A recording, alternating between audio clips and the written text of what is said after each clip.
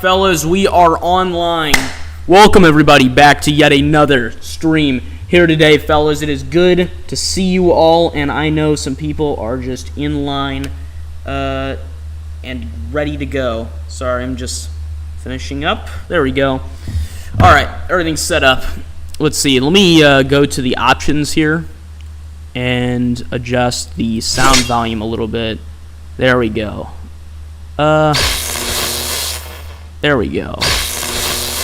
Alright, that should be good. Yeah, I'd say that's good. Alright, let me test my audio real quick. Let me make sure everything's good to go. I don't know what's going on this end. Is the delay really that long? Hang on. Let me test this. There we go. Alright. Alright, that should be good. Yeah, I'd say that's good. Okay, that was weird. It usually starts the stream from the beginning.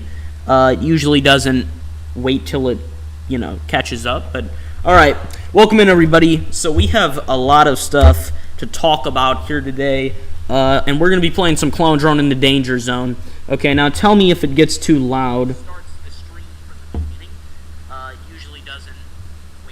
Okay, yeah, my audio sounds pretty good. I think. Here, let me actually. You know what? I think I will raise the volume on my voice just a little bit. So, let's see here. There we go. Because normally it's at 12. I put it down to 9. Let me put it to 10. Let me check that out. That should be good. Here, we're gonna get, I already completed all the solo challenges.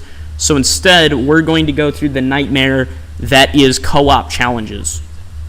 Alright, let's see what we got here. I tried the Inferno challenge last time, and that sucked. So I'm thinking this time around, maybe I should do the laser challenge. Let's try that. Alright, let me check my audio. I tried the Inferno challenge last time and that sucked. So I'm thinking this time around. Alright, that should be good. My audio should be good. I mean, I'll double check it once we get back in. But yeah, I'll wait till some people are actually in here before I start talking.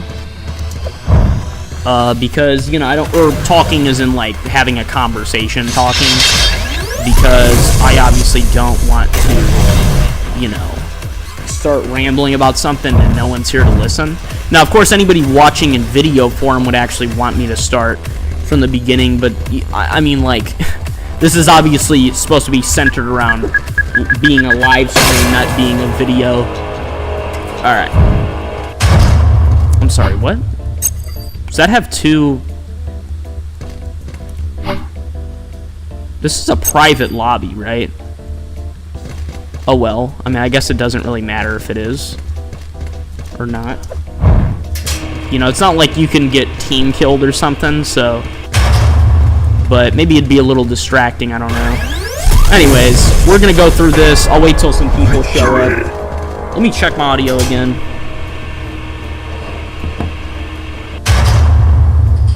It's not like you can get team killed or something, so. Alright, checking. Anyways, we're gonna go through this. Okay, yeah, it doesn't sound too loud. Sorry, I keep checking my audio because I just did, or not just did, but the last thing I did a live stream, and I did 2 YouTube videos, one of which was cut out from a live stream. And during that time, that day that I was doing all that stuff, let's see what I should get. Hang on. Let's get Kick and get up. Anyways, the day I was doing all those, that video, the Gmod video, and I did that live stream, my microphone, I had to dial up the volume on everything to be absolutely insane.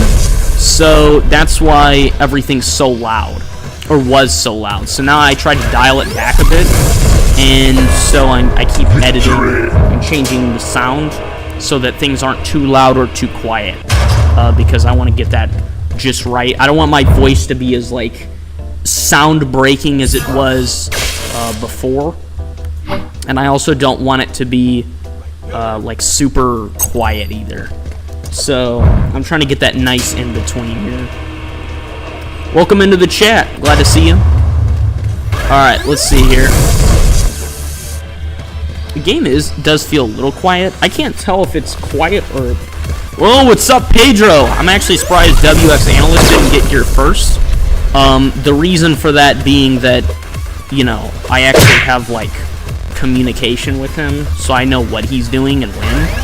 But obviously I don't have that for you. Oh my god, I almost just died. Okay, I don't have that for you, so I don't know what you're doing whenever, for obvious reasons. I mean, you would probably hope so. You know, you'd hope I wouldn't have, like, hidden cameras in your house or something like that. Or maybe I did a contract with God to where I can track your soul anywhere on the planet. That'd be pretty sweet.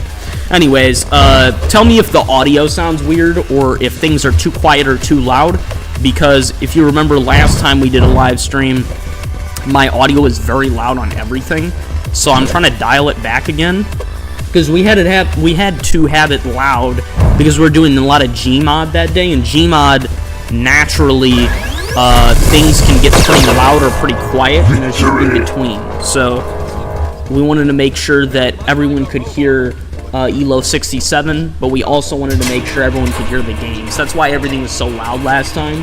And this time around, I'm messing with a lot of that stuff just because, you know, I don't want it to be as obnoxious as last time. Not that it seemed to really bother anyone, but it did kind of bother me. The audio's fine for me? Well then, alright, then we're good.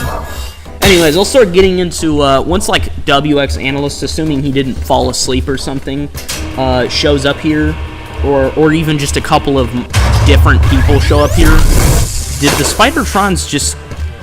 I don't think they play tested this level. I genuinely don't think they did. I think they assumed that those little things there would carry the Spidertrons like how you think they would, but in reality it just forces them off the edge and then they both die. So it really just doesn't do what they think it would do. So anyways, this level is very easy because of that. So anyways, I'm waiting for more people to join before I start talking about stuff, because I do have some, I don't know if important, well, one of the topics is important, the others are pretty random and pretty, like, that's something the everyman would bring up, but they're not inherently, like, super useful. However, one of them is. I do want to emphasize that one of the topics will be pretty... Hang on, what's this? And I didn't know that the audio was loud from the last stream. Oh, well, I'm glad it didn't bother you then. Because I rewatched it with some people, and the audio was like... It was good. It wasn't poor quality, but I would just be, like, super loud at times. And it was pretty funny, but, you know, it's just not the most... I don't know if professional is the right word. But, I mean, if you didn't mind it, then that's great. Because, honestly, I would care more about what you... Oh, crap, I'm about to die. I died. Okay. I knew I was screwed. You can't cancel the animation. Anyways, yeah, I care more about, like, what you or WX Analyst would think about a video or stream more than I care about what, like, some random person online would say. Not that you aren't... What the... Sorry, the table that I'm using just, like, snapped. That was weird. Okay. It didn't break. It just moved abruptly and made a noise.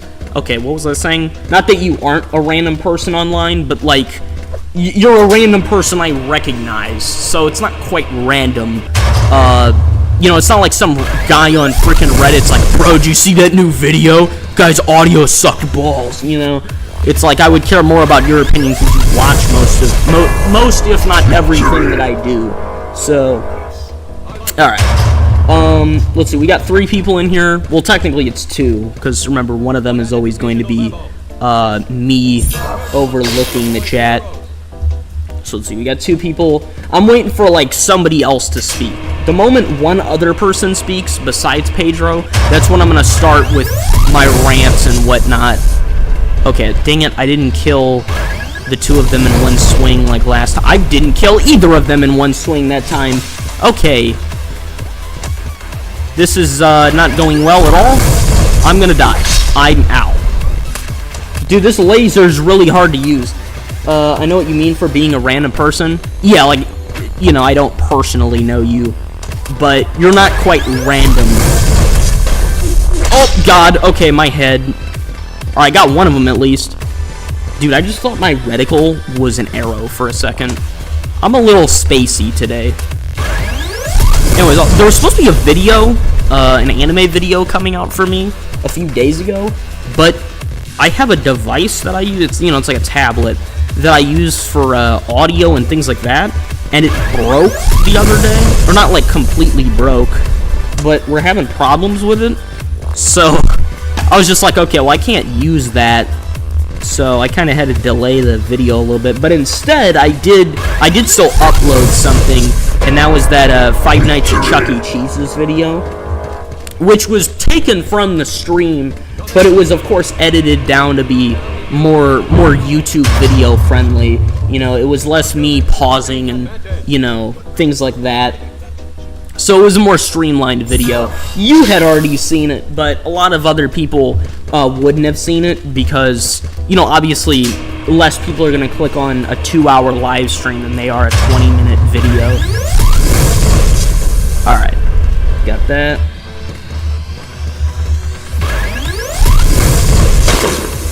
Alright, so I got those two guys. We got two more coming up. I'm going to raise my volume a little bit more.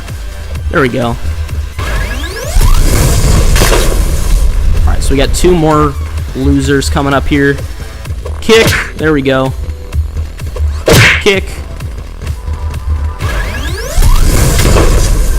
Alright, so we got one left. Alright, how about this? In the next 6 minutes, if we don't get a third person that speaks here, then I'm just going to start talking. Oh my god, I missed terribly. This thing's really, it has a really slow turn radius. Alright. Also, I was thinking about doing, like, Fall of the Republic or, like, Terminator Dark Fate Defiance or something tonight, but I was asked what I was going to be doing, and I wasn't really sure, and I didn't really want to do, like, Gmod or something because, oh, we got new people, welcome in, because I always get really distracted depending on what I'm playing, and if I'm going to be talking, which I do plan on going on like mini rants and everything today, then I want to be able to focus while still playing a game. Because usually when I talk, I don't pay attention to what I'm doing.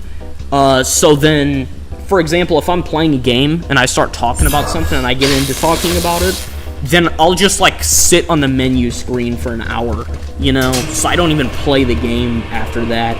So that's why I decided to pick Clone Drone, is because Pedro, you remember the Clone Drone stream. I'm able to talk when playing this game and still play it effectively. No, not as well as if I was silent during it, but like relative to other games, yeah, I can ramble and play this game perfectly fine. You know, you see I'm still kicking rear all the while I'm playing perfectly well and talking. You know, if I was playing Gmod or something, no way. I'd have to either focus on the game and I'd pause a lot while talking, or I would just, you know, talk and not play. So I want to be able to do both of those. Alright, I'll give 3 more minutes and then we're gonna start rambling. So, let's see, I will give you the choice to decide what I do first though, Pedro. Do you want to talk semi-political first, or do you want to talk about anime first? Because I got a new anime that I started, and so that's one topic, and then we got another. It's controversial conversation time today. Alright, maybe I should have titled this stream something related to that, but oh well, it doesn't really matter. Yeah, it's controversial time today, so we're gonna be talking about pretty much everything that has recently come up that I feel like I should. Alright, let's see. Come here. I see that's not doing anything. Yeah, I want her to use the laser first so she doesn't blast me to pieces while I'm not paying attention to the game. I guess anime or political? Those are the two topics. I was asking which to start with. I can't start with both at the same time. They're nowhere near related. I mean, we could start tame or we could start fiery. Depends.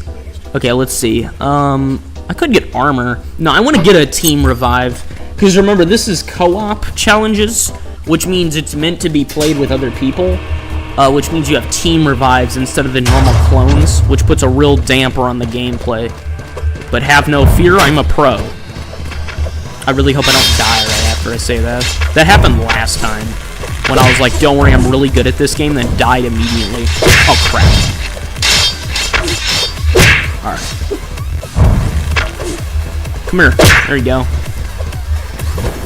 Ooh, that was close. A lot closer than I'd like it to be. Yeah, that's right. Walk on the spikes. Hear a lot.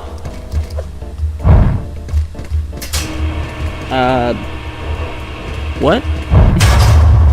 You're gonna have to give a little bit of context for that. Hear a lot? Are you saying you're here a lot? Because, yeah, that's true, although that's not really... Here's a plot... A plot Trez music. Wait, what? Does that say Museo? Here's a plot Trez Museo. Am I reading that correctly? Hang on, let me go to... Let me check my chat to make sure I'm... Oh, yeah, plot Trez music. Okay, so I was right the first time. What? Here's a plot Trez music? I don't know what that means. You're using another language or something. Some hidden language. Oh god! Okay. I didn't see that. That's gotta be... That's like some sort of curse he just laid down. Bro, I can't spell. Platre? What the heck is a platre? Okay, ow. Alright.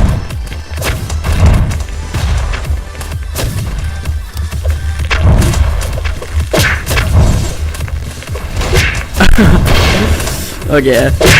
Dude, I'm just waiting for the grammar to get worse. Pedro, like, he keeps trying, then it gets plot switch. Okay. A plot switch? I don't know what language you're speaking, Pedro. Plot switch. I mean, it makes a little more sense, I think. There's, like, words that are in it, but plot twist. Oh, okay. What about a plot twist? Is there, like... I don't know. This is why full sentences exist. Oh, sweet. Dude, I kicked him into the fire trap and it shot up into his power core. That's cool. Oh, really? I'm on fire. Jesus. Okay. I'm missing an arm. It's okay. I don't need it. Okay, hang on. Let me read your thing after I'm done killing these idiots. Okay, so that thing's dead. Alright, now it's just him. Alright, now I can read your thing. Here's a plot twist. Music instead of anime or political. Oh, okay, that makes a lot more sense now. Music? I mean... I don't really see... I mean, there's not really much to talk about in terms of music. I guess there is a one tiny thing. This isn't like something I was going to discuss beforehand, but on the topic of music, Alton John posted something on YouTube, and it was a tribute to Ozzy Osbourne. So I thought that was pretty cool. While we're on the topic, it's not really... I wasn't going to discuss that, but, you know, there's something just on fitting. Okay, we got 4 people in here. Nobody else has spoken besides Pedro. However, I don't really mind because we have a decent number of people here anyways. So we're just going to get into it. Besides, I said I was going to start talking like 3 minutes ago. And I got focused, so... Anyways. Alright, let's see. I'll start with... Let's see, what... Okay, we're on 8 out of 10. I kind of want to just focus and complete the challenge, but also... I'm a man of my word, so we're gonna start talking. Let's see. I'll start with anime, just because we're in kind of an uncomfortable spot here, and I want to focus a little bit more when I'm talking about the other topics.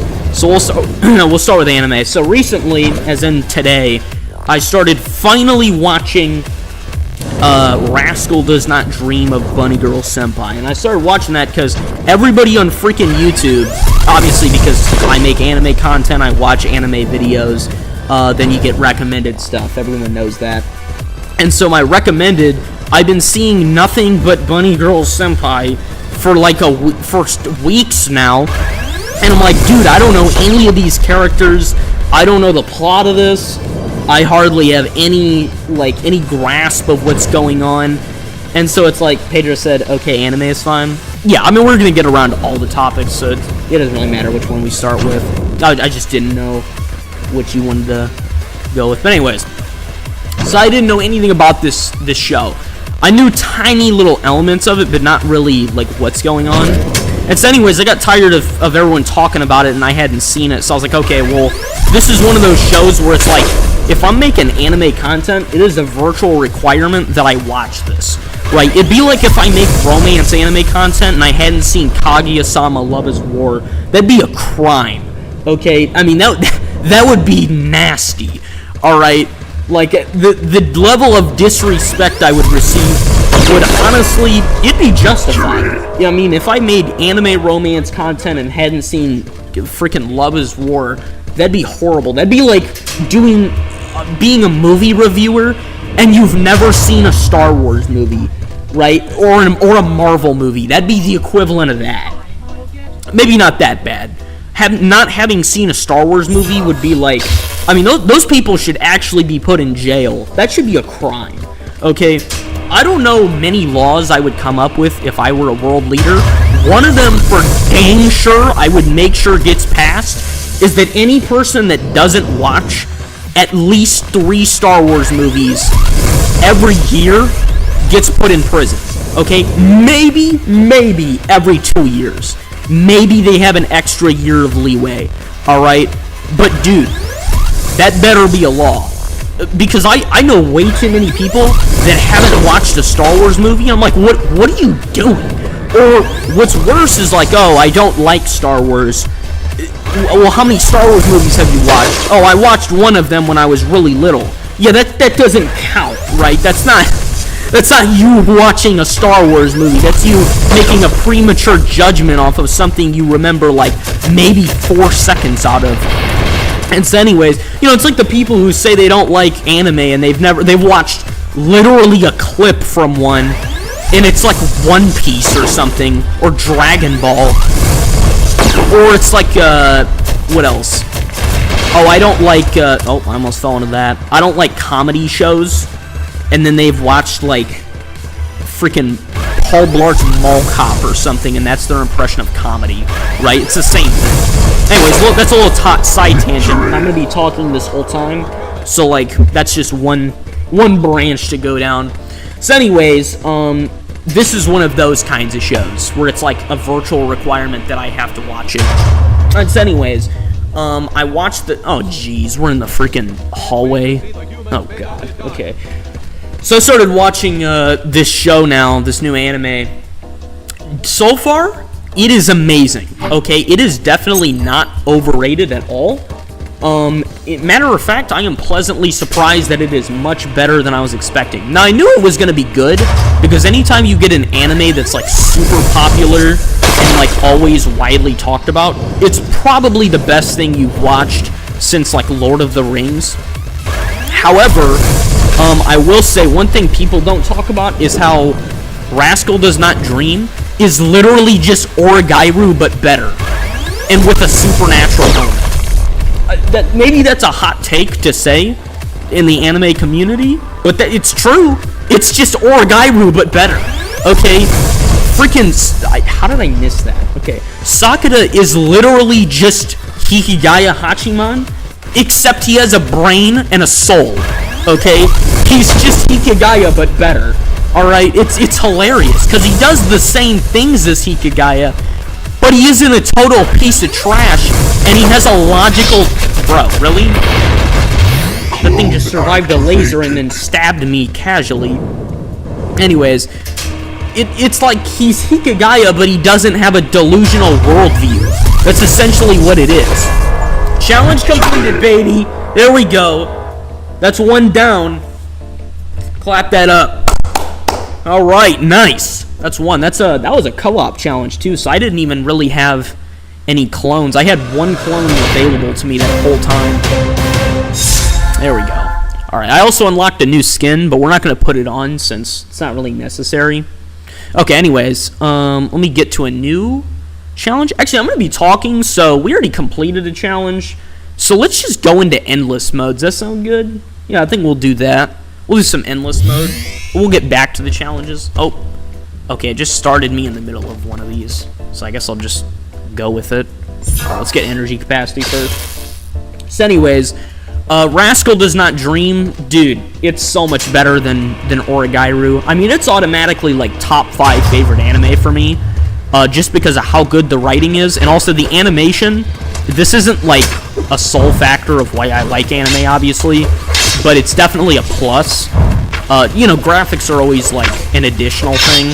So it's like you'd prefer the graphics of whatever you're watching are good or playing are good, but it's not the reason you judge it, right? It has to be really, really bad for you to judge something based on graphics. So like, for example, you have to have a movie with like laughably garbage CGI to actually judge it for having bad CGI or bad graphics. You know what I'm saying? It's kind of like, let me think. It's like making fun of Sam Raimi's Spider-Man movies because the CGI is goofy and the dialogue is corny, right? Like that. Those are valid reasons. Now the movies are good regardless, but like they do drag it down a tiny bit compared to modern movies. And so it's the same thing with anime, but it's also the same thing in reverse, obviously. So if you have amazing animation, like Harimia or like Bunny Girl Senpai, like what I'm talking about, then that definitely is a plus. So the animation's amazing. The plot is fantastic. There are misunderstandings in the show. However, they don't let them sit for too long, which I really like, because some shows, dude, they have misunderstandings run for whole episodes, right? So like I just got done with From Me to You, that anime, the one that I'm supposed to make a review of and haven't yet. Yeah, that one. In that show, they let freaking misunderstandings linger for literally whole episodes. You'd go 3 episodes with a misunderstanding still going on, and you're like, guys, are we over this yet or what? And it gets really frustrating after a little while. And so with this show, misunderstandings usually last about an episode, and then they're gone. At most, it's like nearly 2 episodes. And so anyways, that's definitely... I thought I died for a second. That's definitely a plus side with this show. So anyways, I'm on episode 7. So far, it is amazing. Also, funny thing, I knew that Sakata was in a freaking time loop before he did. Because I've seen so many movies and shows with time loops in them that I'm like, dude, you're in a time loop immediately. And I think it's funny. Okay, everybody in chat, tell me what you think. If you were in a time loop, would you realize it by day 2? And ask me if you don't know what a time loop is. Pretty much everyone does, but in case anyone doesn't, you can feel free to ask and I'll explain it. But I won't explain it if it's not necessary, because it is a common, I don't know if trope's the right word. I guess maybe trope. It's a common plot tool. Maybe plot device isn't the right word for it. It's it's a common sci-fi / supernatural plot device. Right, so like Groundhog Day, that's a time loop. What comes to mind for me is like that episode of Supernatural. What was it, like the mystery place? Was that the title of the episode? Jesus, I almost died. Okay, where Sam's stuck in a time loop, and every time he wakes up, Heat of the Morning from Asia plays on the radio. Okay, that's what this reminded me of instantaneously, because he freaking woke up, and he was like, he didn't realize it when he woke up. He just thought he was imagining things, and then he saw on the TV, he was like, wait, it's the same day as yesterday? And that's when he figured out he was in a time loop, was once day 3 started. But for me, it's like, how do you not realize you're in a time loop by day 2?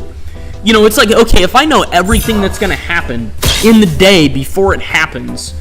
And on top of that, you've seen everything happen, and you know supernatural stuff exists. Why would that be surprising, you know? Now, of course, not knowing the cause of it is very different. It makes sense of why you wouldn't know the cause, but that's not what I'm saying. I'm saying, like, how would you not know you're in a time loop, you know? I would think it would be pretty obvious. And by now, I've seen so many fictional interpretations of it that it's like, dude, I'd recognize by day 2. Everyone always recognizes it by day 3 or 4. And it's like, how do you loop the same day 3 or 4 times and not realize you're in a freaking loop? I don't get it. So anyways, it's like Happy Death Day. It's like, it took her dying like 4 different times to realize something was wrong, you know? Except in Happy Death Day, she would wake up and she would feel the pain or a physical response to dying previously. So that's a little bit different. Yes and no since... Oh, hang on. Can I pause this? Yeah. Yes and no since my life is kind of boring and I will probably realize it in day 2, and 2.5, and 3rd day. Yeah, everyone in fiction always figures it out by day 3 to day 6. That's like the span in which they figure it out. I'm not gonna lie, I don't want to be that guy, but I would figure it out by day 2. The moment it happens and I wake up, I'd look at the time, because I do that. I freak out about what day it is and what time it is, because I always dread, like, random things coming up. It just out of anxiety. And so it's like, I know what day it is and when. And so, if it were the same day, I'd know immediately, and I'd be like, that's impossible. And then I would double check, I'd be like, okay, well maybe the clocks are wrong. And then the moment the first event happens that you knew was going to happen, you're like, okay, something's wrong. And then by the time you go through like 4 actions and 4 different people have said and done the same thing as the previous day, I'd be like, yeah, this is a time loop. It's like Groundhog Day, right? The problem with it is figuring out what you have to do to get out of the loop. Now, of course, there's always the element of like, okay, well, if I'm in a time loop and I know I'm in a time loop, you can exploit it to like, you know, for example, you could ace a test or something like that. Or like a more mature example would be like, you know, you could rob a bank and you know every detail about it beforehand, and you'd be like the master criminal of that one single day, and then you'd get away with being rich. You could literally get into being president if you figured out every single thing about everyone just from doing it over and over again. Of course, the problems with time loops are that first of all, it's exhausting, and second of all, is that, let me think of it, you never know when the loop is going to stop unless you know what causes the loop. So, for example, if you know as a matter of fact what's causing the loop, you can stay in it forever. But if you don't know what's causing it, which most of the time you don't, otherwise you wouldn't be in a time loop, that's always the scary part, is like, well, when's the loop gonna end? Because for all you know, you could do the most horrible thing on like loop number 19, and then loop number 19 is your save slot, you know? And then that's the thing that you have to roll with. And then you wake up, and then you're under the horror of realizing, oh my god, it's the next day. And then you like, what you did before was like, you turned real life into GTA 5. You stole 3 cars, scammed everyone on the planet. You know, I just got killed. Okay. You know, what else? You blackmailed everyone you know. You blew up a country, you know. And like, that's what you did on the day, and then that's your save slot. You know, it's like quick saving at the worst time in Fallout, to where then you die over and over again because you saved right as you stepped on a proximity mine or something. It's like that. And so anyways, that's always the funny part about time loops. So anyways, that was episode 6. And episode 7, I think. What episode am I on again? I think now I'm on episode 8.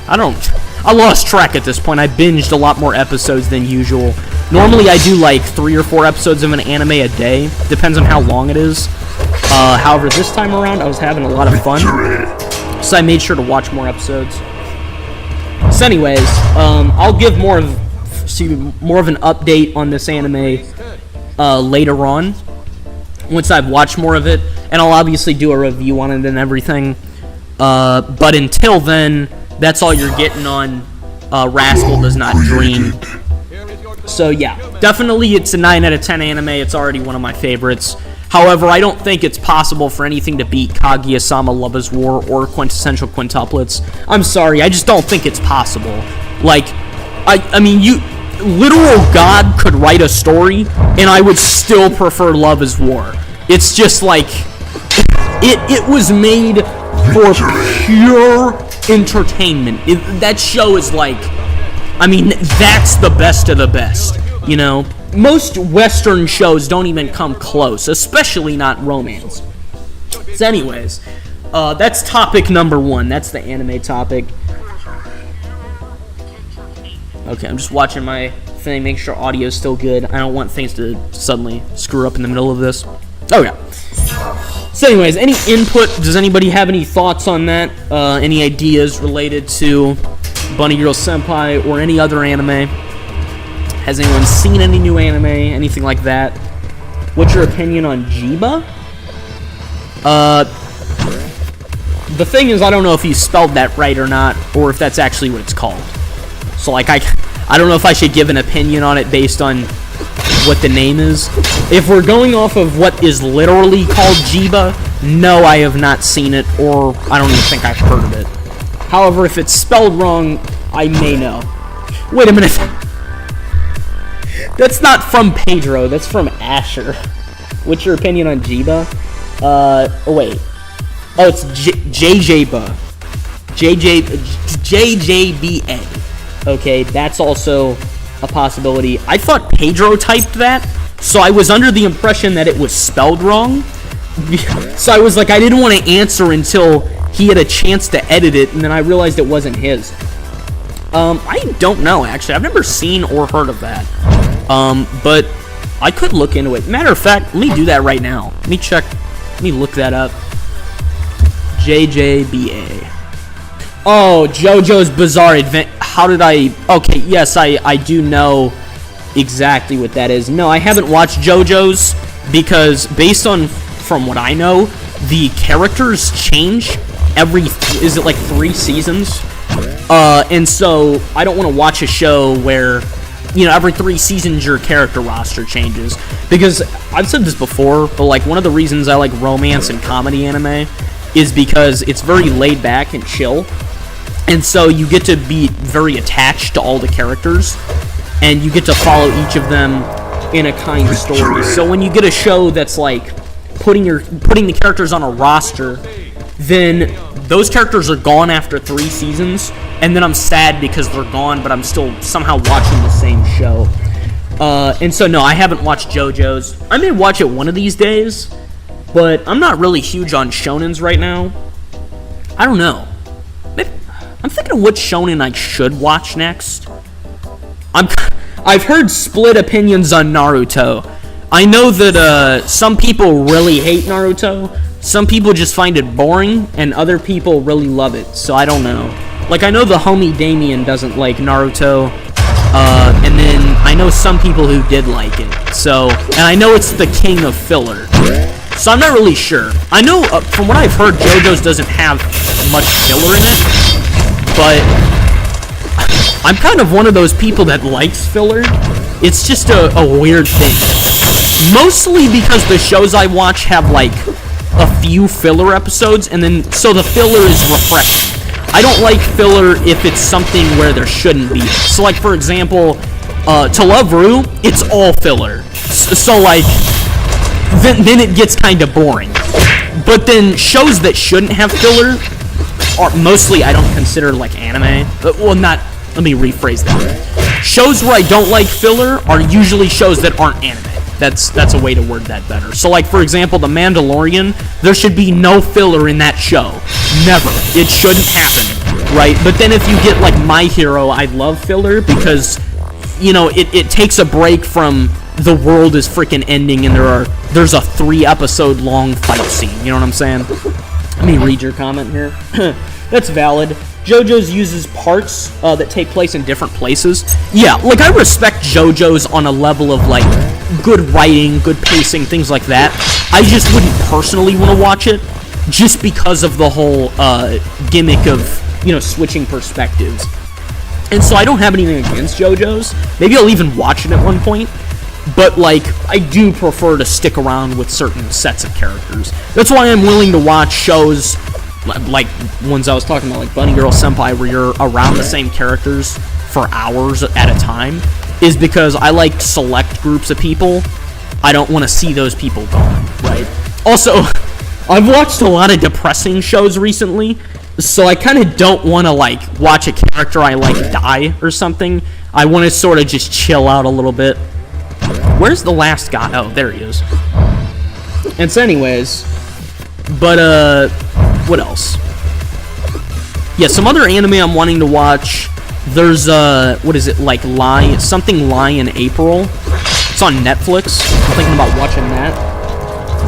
And then I still have to watch the last, 5 to 7 episodes of My Hero Season 7.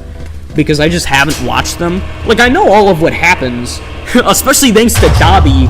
Dobby spoiled the end of Season 7 for me. Which, it was fine. It was a good discussion we had on stream. But still. So, I know what happens, but I just wouldn't... what does Senpai mean? It's, what's the word? It's an honorific. So, in Japan... And I don't know if other languages do this too, but in Japan they have honorifics. So it's words you attach to somebody's name or alias or something they go by, right? And you use that and attach it to them as a form. It's like a formality, right? So it's kind of how you may say Mr. or Mrs. It's kind of like that, except of course it doesn't mean, you're married in this case. So senpai can mean friend. It can also be used in the context of a teacher or a mentor. So it really depends. It doesn't have a particular set translation to English because English doesn't use honorifics necessarily, or at least in the manner that Japan does. Which, by the way, honorifics are kind of exhausting to listen to. Which is a little part of why I watch dubbed anime. I know I'm a heretic, but I can't help it. I don't like listening to it. Alright, let me jump over here. Alright, so we're gonna loop around. We're gonna take out Spider-Tron over here. They don't have flame archers because we're not far enough in. If I got this level on titanium difficulty, then I have to deal with all the freaking flame archers. But, for the Mark IVs. Alright, let's see. Oh, ow. Alright. Let's go this way. Yeah. Does anybody have any, romance anime recommendations to go by?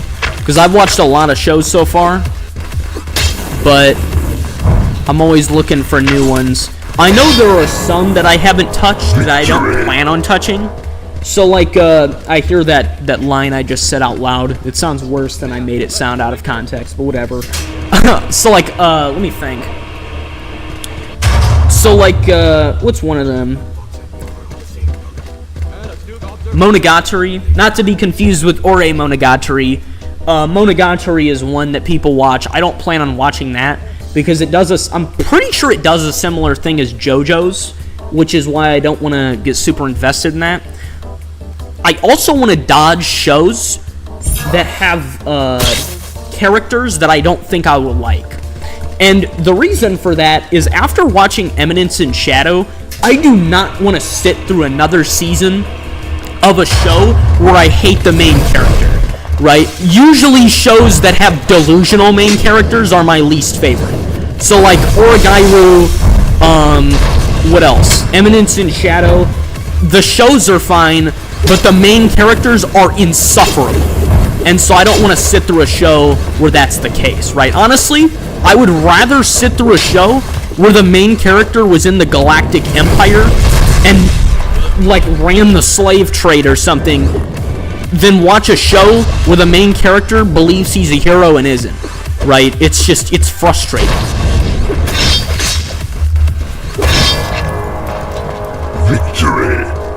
Has anybody in chat seen Eminence in Shadow? The Eminence in Shadow, what the anime is called. I watched season 1 of that show. I'm supposed to watch season 2. I'm also supposed to make some videos on it. Still haven't done that. Just because things I don't like, I usually don't like to talk about a lot. Asher, do you have any recommendations for the Everyman? Oh, okay, you're asking him. Oh God, there's Mark 2 jetpack bots. I'm gonna die. Oh God, stay away from me, you demons. Dude, I hate these things. Oh my God, they're on my top 10 list for least favorite video game enemies. Get off me. Oh, and I'm dead. Okay, yep, that. Ow. Clone activated. Oh, he doesn't have any recommendations? That's alright. I'm guessing, Asher, you're more of a shonen watcher than a romance anime or rom-com anime watcher. Oh, Jesus! Oh my God, okay. Oh, that reminds me of a topic I forgot. I died. Defeat. Dude, it's the freaking Mark II sword bots. You can't beat them. There's no chance. Ramon, more Anyways, I remembered a different topic, steering a little away from anime. Well, let me top off this real quick.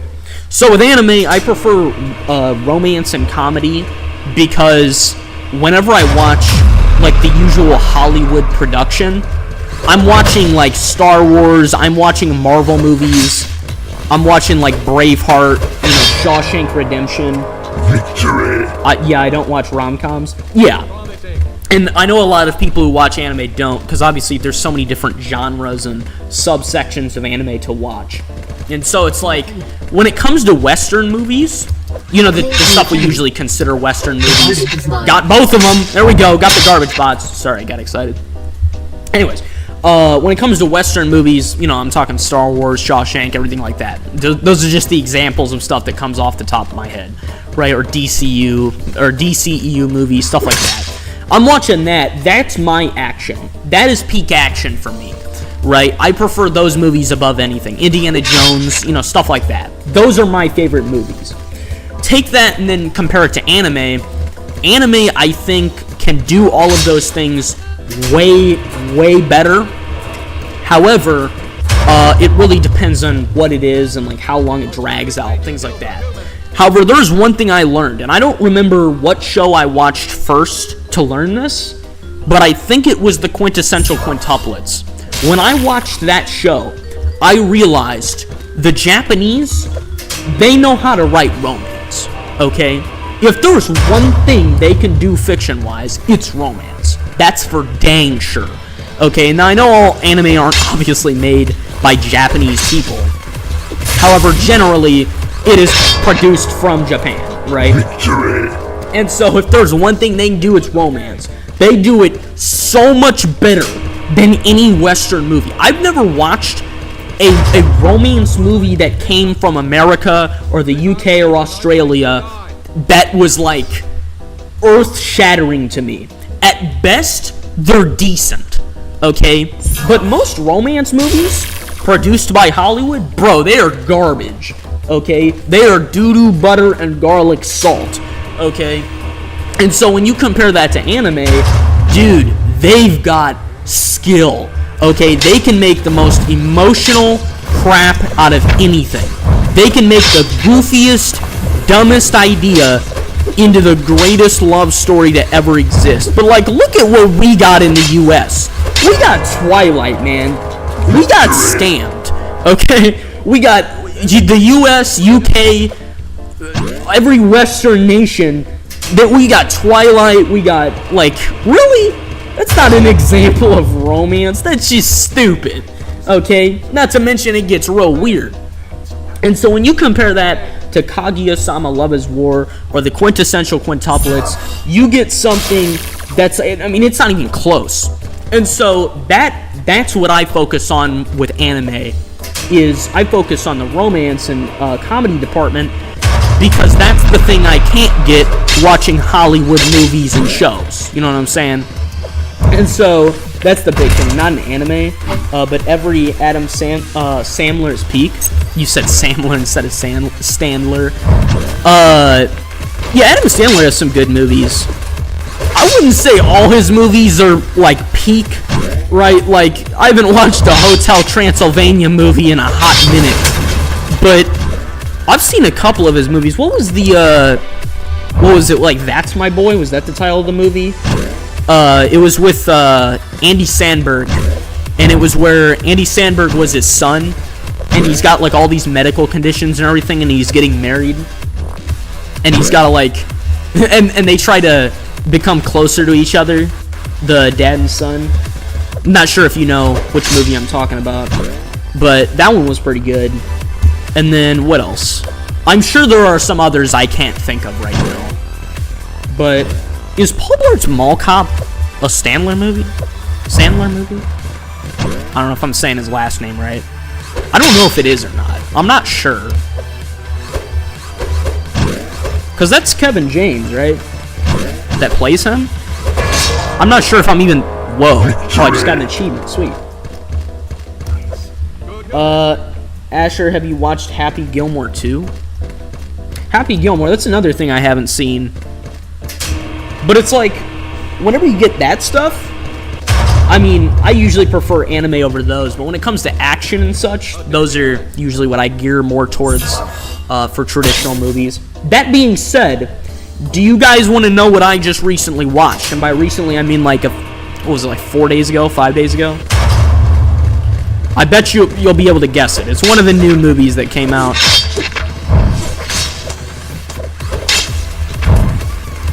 I know I haven't talked about this one yet. I'm not sure if I talked about Superman, because I also saw that. But that's not what I'm referring to this time. I think I did bring up Superman on the previous stream. Maybe I didn't, though. I'm not sure. Before I talk about the one that I just watched, I watched the Superman movie, and I was pleasantly surprised. Because I remember Pedro brought it up on Halo Reach stream. Fantastic Four. I mean, yeah, it's a pretty easy guess. Because it's the biggest movie coming out right now. Or that has already come out. And so, yeah, first let me talk about Superman. Because Pedro had brought it up on the Halo Reach stream. And so, well, it wasn't just Halo Reach. But anyways, watch Superman. Superman pleasantly surprised me. That movie is amazing. I would actually say it's like an 8.5 to 9 out of 10. You know what? No, it's a 9 out of 10. It's a great movie. Okay, it's a peak superhero movie. I enjoyed it a lot. Now for the new Fantastic Four movie that I just watched. Before I give my opinion, I want to know how bad I'm about to offend everybody. So, what did everyone else think about it? For everyone who's seen it. Or just tell me if you haven't seen it, because, you know, that's also a viable option. Alright. I haven't seen it? Oh, right, spoilers exist. I forgot about that. Okay, well, I won't spoil the movie then, because Pedro hasn't seen it. But I will still say what I think about it, and I'll, like, beat around the bush slightly. I've seen Superman and Fantastic Four. I would say both of them are amazing. Yeah, Superman, that was, like... I actually do like Superman as a superhero now. Because before, I didn't really like him as a hero. I liked him in Injustice, but just because he was a good villain, and, you know, why he turned evil makes sense. But I wasn't a big fan of him compared to someone like Batman. Victory. Say not day. Yeah, I mean, I still knew what you mean. Oh, sorry, I gotta pop up. Okay, yeah. For Fantastic Four, however, it was decent. It was, of course, better than all of the previous Fantastic Four movies, but that's also not hard to do at all, so that's not really saying a lot. It was okay. I know, it's a little bit of a hot take. I heard somebody in my theater, they were like, dude, that's the best Marvel movie. I'm like, how do you think that's the best Marvel movie? That's definitely an overstatement, right? Because, I mean, you have to compete with Avengers, right? You've got to compete with Civil War, Winter Soldier, you know, Really? Spider-Man Homecoming, you know, stuff like that. And so it's like, you know, that's a bit dramatic. It was decent. It wasn't bad. I didn't, like, dislike the movie at any point. And contrary to what people are saying about the... Oh, God. You can tell I get distracted when I start talking. The lore is very important to know. Know though? Yeah, I mean, there's a lot of backstory that isn't really directly given in the movie. Now, of course, I know the Fantastic Four's backstory and everything. However, so, like, they don't really need to explain it blatantly. However, also, this is really a difficult level for level 1. I don't know why it gave me this. However, kind of, some of the stuff that's supposed to be, like, super cool about the movie just doesn't land. Okay, this is a semi-spoiler, but if you've seen the trailer, then it's not really. The whole thing with the baby, I don't care what he's supposed to become in the freaking comic books, then he don't sell it to me, okay? Like, I don't care about the baby. It didn't really cross my mind. I will, because I'm not going to spoil it for Pedro. I'll talk about stuff that isn't really important necessarily to the movie that I noticed in the movie, or that could be put together by the trailer alone. So my rating of the movie, this is a bit of a hot take, my rating would probably be a 6 out of 10. I know.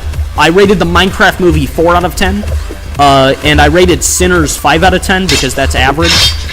So this movie's like, it's about an average movie. It was okay. I liked the characters. Some people said the acting was bad. I thought the acting was great. Like, I didn't have a problem with that. What I did have a problem with, though, also, some people said they didn't like the CGI. I don't usually notice bad CGI most of the time unless it's, like, horrifying to look at. So, that also didn't bother me. However, one thing that did bother me was the whole entire, like Earth 828, they have a worldwide intellectual disability, okay, for various reasons. Oh god, I thought I had kick for a minute, I didn't have it. Okay, we're good, I survived. Anyways, Victory. Okay, their version of Earth, they have an intellectual disability worldwide. First things first, they have essentially the Fantastic Four, or a 4-man oligarchy. They are. They have 4 people that run basically everything. Now, they are not singular world leaders, so they're not quite dictators. However, they are, first of all, they are obviously, as they say at the beginning, heavily in charge of scientific advancement, which includes pretty much all technology, which includes billions to trillions of dollars of the world's money. That's first things first, which already means they have more power than basically everyone in the world. The next thing is that, let me think, Invisible Woman, they show her at the United Nations meeting, and they said she's like a world leader. That's one individual. She has no supervision, no Bill of Rights, no checks and balances, no vice president. Victory. She was not elected inherently by the world's people, or at least it doesn't say that explicitly. If she was elected by the world's people, that's a bit concerning, don't you think? It's one leader out of 4? You know, it just seems it's too centralized. You know, it's too much focused on a central government. They have too much power, right? And so anyways, they never bring it up in the movie as like a problem or a thing that's of major focus.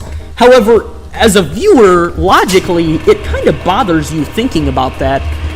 Not that I think anyone else even thought of that, but it kind of bothered me because I was like, how much power are they given? And the reason it bothered me is because the moment a planetary threat pops up, everybody turns to the Fantastic Four. And this is a big problem that I think Marvel has, is unlike DC. DC does it in one of 2 ways. Either the government is entirely present and the government has total control, or the government is just totally absent.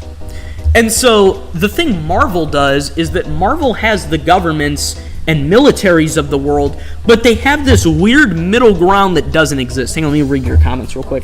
I also heard that the Silver Surfer is a girl, and that is a bad thing, but I don't really care because it's just a movie. Well, what do you think? Oh, you said bad in quotations, okay. I don't really care that it's a chick instead of male. I don't really care. It didn't bother me. It was weird the first time because especially no clothing, and I turned to my friend in the theater and made a sexual joke, but like besides that, it didn't really bother me the whole rest of the movie. It's kind of an insignificant detail. The baby is going to be important in the movie when Robert Downey Jr. is Doctor Doom. Yeah, I know, I saw the end credit scene, but I just don't really care for it. Like, a person can be important, but it doesn't mean I have to like them. This is a bit of a crude example, but like, think of a religion. A religious icon may be really important to a million people, and then to you it could mean literally nothing. It's kind of like that. Which, the Silver Surfer is a female, in some comics. Yeah, I know you're replying to Pedro, but like I said, I didn't really care for it. I didn't care. I don't care if it's male, female, whatever it is, as long as they serve their purpose and the writing's good. But, what was it? Yeah, but that also reminds me of the whole hero worship concept. I remember Lex Luthor said this in Injustice: Gods Among Us, which was, no good comes from hero worship. And that couldn't be more true in the new Fantastic Four movie. Like, we have a galactic level threat here, literally is going to eat the planet, and they immediately turn to the Fantastic Four like, hey, can you protect us? It's 4 people. It's 4 people. Dude, my voice kind of hurts. Hang on. It's 4 people. One of them can stretch and is a genius. One of them can turn invisible and essentially use the Force. One of them is just really strong and durable. And one of them can fly and shoot fire. They're not like, any logical person wouldn't automatically assume those 4 people can save the whole planet from a giant alien that can eat planets. Like, let's use some dang sense here. Alright, and yet people get mad either way, Asher? Yeah, people are dumb. Oh, yeah, I agree. I don't know why people are getting mad and uppity about that. It's an insignificant detail, and it's like, I don't really see why people would care who's playing Silver Surfer, unless it's like Morgan Freeman or something, and it like totally rips you out of the movie. Honestly, I'd pay extra to see Morgan Freeman in that movie.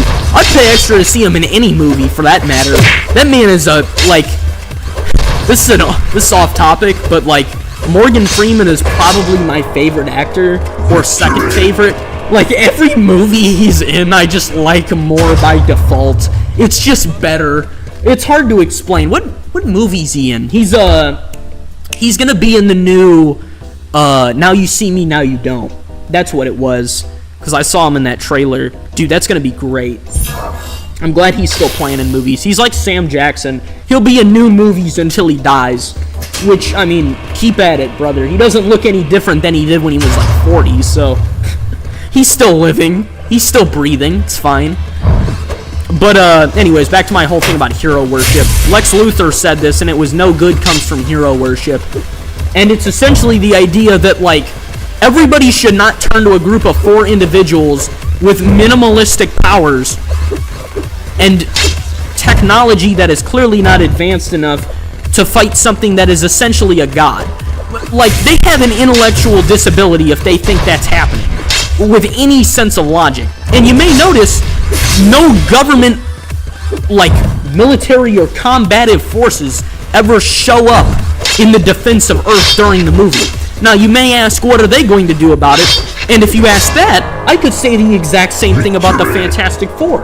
What does anybody think they can do about it? Which, by the way, okay, this is a minor spoiler, Pedro, so without context, it doesn't really spoil anything. You can cover your ears if you want, okay? Let me read your comments first. I think the new Fantastic Four is very lore-based, and that it's better experience if you know the lore. Have you watched the other movie, Now You See Me? Oh, yeah, I've seen all the Now You See Me movies. They're all pretty good. Or are you talking to... Okay, I mean, I guess you're talking to both of us. Yeah, I've seen both of them. I haven't seen the new one because it hasn't come out yet, obviously, but I'm excited for it. I also think that new Primal War movie looks pretty cool. I don't know, it looks kind of low budget, but I think it'd be kind of cool. I'd like it. I'd like to see it. But, yeah, I think that, the whole tangent I was going on before is that what Marvel likes to do, and they seem to do this in every movie. This isn't just Fantastic Four. In fact, it's nowhere near as bad as it is in like Infinity War or Endgame. But the military is never present. Ever. They're never present. The world can be in danger, and no police or military ever respond. And if there's police, it's super limited. It's like a few patrol cars. It's like, dude, there are more cops where I live than there are in a whole Marvel movie with an alien invasion. It's insane. Like, it's hard to comprehend. It really is. That's one of my biggest criticisms with Infinity War, is that the world is in danger, and there is no military presence at all by anyone. And don't say they don't know what's happening, because everyone knows. Not only do you have giant extraterrestrial ships present and things falling from the sky, but also they know. Secretary Ross literally contacts Captain America in Infinity War and tells him something. He speaks to him. So the military and governments all know. They just don't do squat. And I don't get it. The whole world was being invaded. It'd be like Pacific Rim. They'd all team up to fight the alien threat. And then even if somebody backstabs another person, as in like a country backstabs another country, it would still be in a military conflict. It would be under martial law. You wouldn't just have everyone go, oh, well, I guess the Avengers can handle it. What? Like, dude, everyone and their cat is going to be grabbing weapons trying to defend themselves. Nobody's going to be huddled in their bathtub screaming while the Shatari stab them and blast them to pieces. It's not happening. You know what I'm saying? It's like, that's one of the things I most criticize about the Marvel movies. And then people get mad at the superheroes for causing damage when everyone would have died if they weren't there. It's stupid. The only time it's actually a valid argument is Age of Ultron. And that's because Tony Stark made Ultron, right? That's the only time where that argument is ever valid. Every other time, people are just getting mad in those movies. And it's frustrating. DC doesn't do that. If you watch Gotham, you have, like, for example, the Mad Hatter tries to get Gordon, James Gordon. In Gotham, it's before he's commissioner. He tries to get James Gordon to kill these two guys, or kill someone in return for one of the guys to live. Kind of like a Jigsaw game, except more explicit. And, anyways, Gordon refuses, and then Mad Hatter kills both of them. And then when the cops show up, they're like, Gordon's trying to blame himself, and then Captain Barnes is like, no, that's on him. He's the one that killed them. And it's the same, but Marvel doesn't do that. Anytime people die in Marvel movies, they're like, oh, well, why didn't the Avengers help them? Well, let's see. You save 1,000 people and trade one person. You can't save every individual. That's stupid. Let's see. That's what I like about the Superman movie. The military can deal with Superman and other threats. Like, the U.S. alone has enough nukes to destroy Earth, so we could do something, but no, why would we help? Exactly! It's like, okay, the U.S. alone could take most alien threats in fiction. Okay, and I'm talking, like, relative to what, to, like, super movies, Jesus, superhero movies, stuff like that. They could take most of them. If you think about killing Thanos, Thanos is... I know a lot of people really love Thanos, so this is one of my very unpopular opinions, but Thanos is actually my third least favorite character in all of fiction. Actually, yeah, he's my third. I was going to say fourth, but then I thought, like, maybe Vladimir Makarov is below him. Yeah, I hate Thanos more. And I always think of, like, well, how would I kill Thanos? Not maybe me specifically, but, like, how would the world kill him? And it's like, you have a million options. It's an alien invasion, so there is no Geneva Convention, right? So, first of all, you can nuke them. That's the very basic option, but it may or may not work. Number two, which is more important, chemical weapons. He can't sense chemical weapons until he's already dying from them, right? So if you drop white phosphorus on his cheeks, he's not surviving that. Or, for example, if you got him in a room and then filled it with carbon monoxide, he doesn't know carbon monoxide's in there. Now, that's a very crude example, and it's a bit too specific, so I'm not suggesting he dies from CO poisoning. However, what I am suggesting is that any chemical weapon, freaking anthrax, would be enough to kill Thanos. He's an alien species with an immune system that is not designed to combat things from this planet. Very simple. He has not terraformed the planet, he does not wear a suit for the planet, and therefore, the bacteria and virus on this planet, among other diseases, should be capable of killing him. On top of that, chemical weapons should be enough to kill him. It's very simple. And besides, if you watch Infinity War, guess who's doing the most damage to the aliens? That's right, it's War Machine, Falcon, and Bucky. You want to know why? Because they're using guns. Very simple. The Wakandans have all that tech, and they're making spears out of them. Like, what are you doing? Right? And that goes into my whole culture versus logic debate, which is how culture can majorly inhibit a country or nation based on the technology that they're using. So, for example, if you have a nation that is heavily centered around high-tech weapons, they better have a culture to back it up, or else it's useless. So anyways, let me see here. Let me read some of these comments. Oh yeah, mustard gas. His cheeks. Oh hey, that rhymes. Yeah, it does. Well, it didn't rhyme me saying it because I read it and didn't read exactly what it was. Lure him into a room and ceiling fan vent him. Yeah, Austin Bear over here has got a real good solution, right? Just bait him into a room, suck him in, put him in a vacuum. Okay, there are millions of things, or this is one that was suggested by many people because this is a more like direct movie context example. Scarlet Witch can lift him up and throw him into the air, and when he's in the air, he can't fight back, and so you just ground and pound him, Captain Falcon Smash Bros style, until he dies. There are so many ways to kill him, it's not that hard. Additionally, I mean, look at Invincible, for example. You know when Cecil and the GDA are trying to stop Omni-Man? You know all those weapons that they've built to stop him?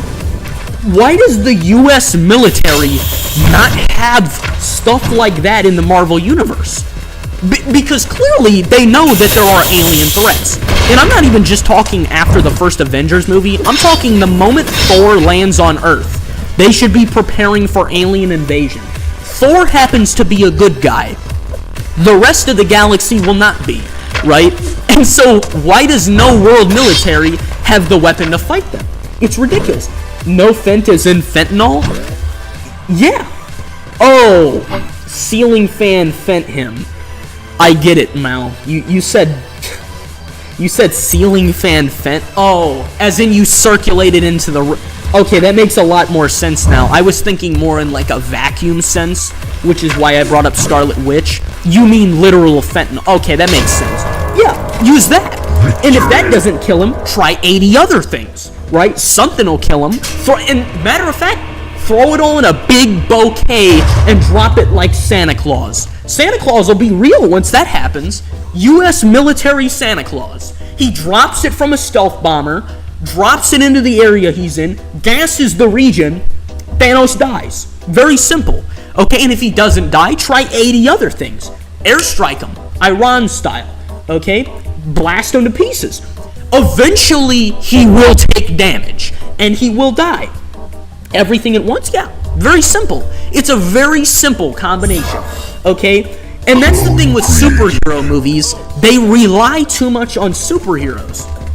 And so, they bring up the government, but they don't have the military involved. And the reason one of the reasons it's so frustrating is that a lot of militaries, or a lot of governments in the world are heavily centered. Did somebody just deflect an arrow back into my waist? The reason I bring that up is because so many governments in the world are centered around military force. Take the U.S., for example.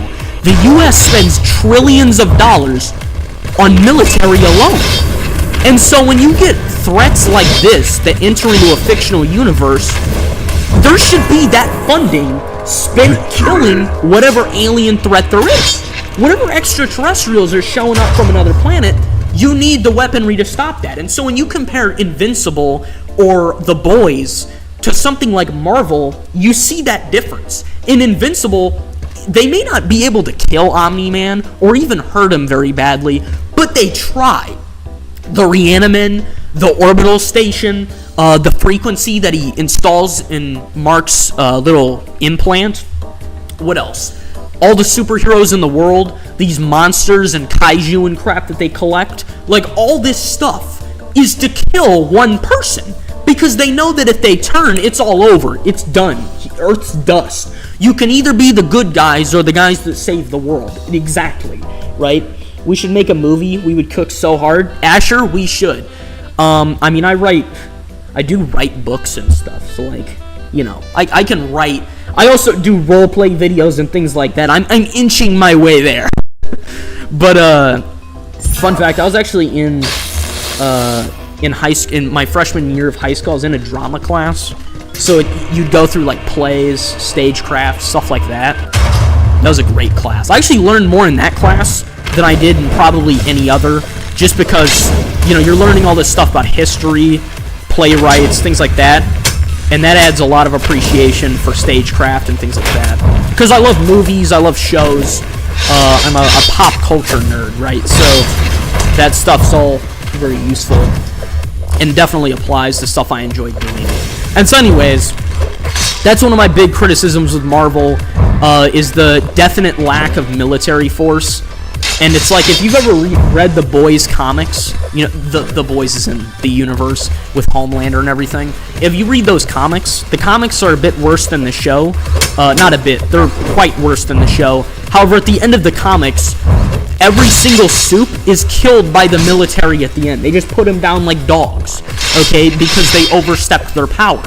Which makes sense, because you have a corporate entity that creates them in the first place. So obviously they have the money and power to kill them. Okay, it's simplistic stuff. Okay, now they do call Homelander indestructible in The Boys. However, that's mostly an advertising thing. We know it's not true. Who would win an alien versus $850 billion of defense budget? What type is of alien? Does it matter?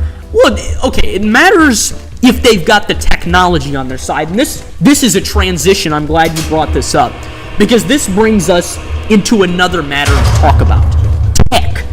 Technology always wins. It always wins. There is no exception. I do not want to hear any arguing on this. Not that I think you guys will argue this, because I think we all grasp this. But technology always wins. There is never an exception where it doesn't, okay? The only time where you can conceivably think about it being an exception is when it comes to diseases. But diseases, you have to think about what technology means. Technology is an advancement. It's to make things easier. Technology does not refer to electronics like people have, for some reason, recently gotten into their heads. Technology is any advancement used to make things simpler, easier, or more useful, okay? And so, when it comes to technology... Ooh, hang on, somebody just mentioned War of the Worlds. Let me read that. We have Alien, Transformers, Bayverse, Predator, War of the Worlds. Well, there were a lot of sci-fi. Alien? Have you watched Alien? That's actually one of the reasons, Pedro, that I brought this up, was because, Alien, if you watch Alien vs. Predator Requiem, remember the xenomorphs are a parasitoid, so they work kind of like a disease, right? And so that's one of the reasons I brought this up. I actually brought this up specifically because of the flood in Halo, because of the arachnids and Starship Troopers, and also Helldivers 2, you mentioned that, the Terminids. The Terminids are another example. They are biologically advanced. So when we think of technology, we think of things we build, but technology is actually anything that advances a species. And so when it comes to technology, biological advancements or biological technology play into that. So for example, you know how the Terminids are always mutating and getting stronger? That's an example of technology. So they're able to compete with the Helldivers in Super Earth because they are actually as advanced, if not more advanced, than Super Earth, just in a different way. And it's the same thing because Helldivers is based off Starship Troopers. It's the same thing with Starship Troopers, is the Arachnids are advanced, they're not primitive, they are super intelligent, they just don't use guns and things like humans do. Humans use guns because humans are bipedal, they use 2 hands and we have disposable thumbs, okay? Did I say disposable instead of opposable? Is it opposable or disposable? At this point, I'm drawing a blank. It's like 12 o'clock. But anyways, that's the reason humans use guns. And so when you look at other universes, a lot of alien species, they don't need guns or anything like that because their technology is in their biologics. And so when we're talking about technology in the literal sense, technology always wins. Diseases are the only exception, and if you think of like the Flood are the most intelligent thing in the Halo galaxy ever to ever exist. They're basically gods that transmit as a super parasite that works like a virus. Let me read here. Okay, in that regard, a fair argument would be that in Helldivers 1, the Illuminate were way more advanced than Super Earth, and they still lost. This is because they're more peace-based. Exactly. Yeah, they're based on peace, so they're literally more advanced, but humans are more war-centered and very violent, so that definitely compensates. Let's see. To beat a more advanced alien race, if they're more peace-based than us, the Illuminate and Helldivers 2 are scary, man. I know. Oh, yeah, that's absolutely true. And you see, the Illuminate blend electronics, they blend biological technology, they blend cybernetics, and they finally blend weaponry in Helldivers 2. In Helldivers 1, they were more just repurposing stuff for the sake of warfare, because as one of you mentioned, sorry, I'm in a fight right now, so they were more peace-based. However, now they're more war-centered after 100 years, because obviously their sole focus now is revenge on Super Earth. And so the Illuminate are a perfect example of technology done right in a military. Okay, and they have the tactics and the forces to back it up. And so when we're talking about technology, technology is how you win a war. Easy. The Zulus got crushed by the British Empire in Africa because they could not compete with their technology. Okay? Same as Japan beating everybody across the world. Not across the world, but like, you know, within Asia. Sorry, I'm getting stabbed, so I'm splitting my attention. They've been beating people in Asia for freaking centuries because they have superior technology. World War II, Nazi Germany won against Belgium and France. They steamrolled them. I would also say Poland. That guy just... Okay, he just offed himself. I would also say Poland, but that's also because it was the USSR and Germany, so that's a little bit more of like a team-killing thing. Not team-killing, teaming thing. However, with Belgium and France, it's simple. They did not have the technology or the tactics to compete. Okay, let me see. Keep in mind at this point in Helldivers 2, we still haven't seen the Squith themselves. Yeah, that's true.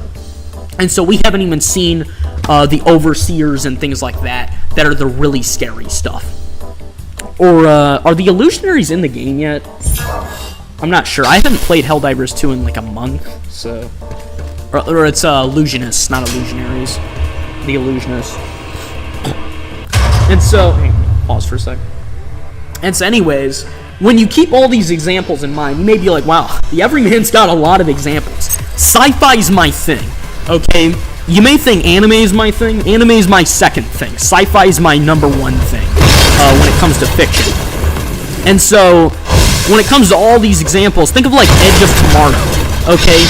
The aliens are actually way more advanced than humans because of their influence on time and space itself. However, it looks like they're less advanced simply because they don't have guns and wacky lasers and whatnot. If you look at Star Wars is the most even throughout because everyone's relatively using the same stuff.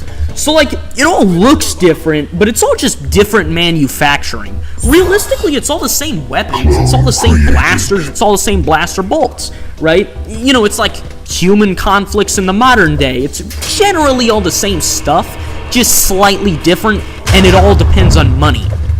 And so anyways, We have the Illuminate, and they have even invaded Super Earth. Oh yeah, I was there on Super Earth when they invaded. I know that, but I just didn't know if they had many new guys in the game yet, or if they haven't had anyone new since the invasion. But anyways, I'm bringing up all these examples because when you look at someone like Thanos in Marvel, he does not have the technology to back up his invasion or winning at all, okay? Yeah, relative to the Avengers, he's strong, but he doesn't, like, if given any level of resistance by Earth, he'd lose, easy. Because by the time he shows up on Earth himself, technically, he already has 4 of the 5 Infinity Stones. However, as you see, Thor literally stabs him and catches him off guard, and Thor is one being. Imagine a freaking army before... Also, this is another thing. We're talking about the fight before Thanos ever showed up.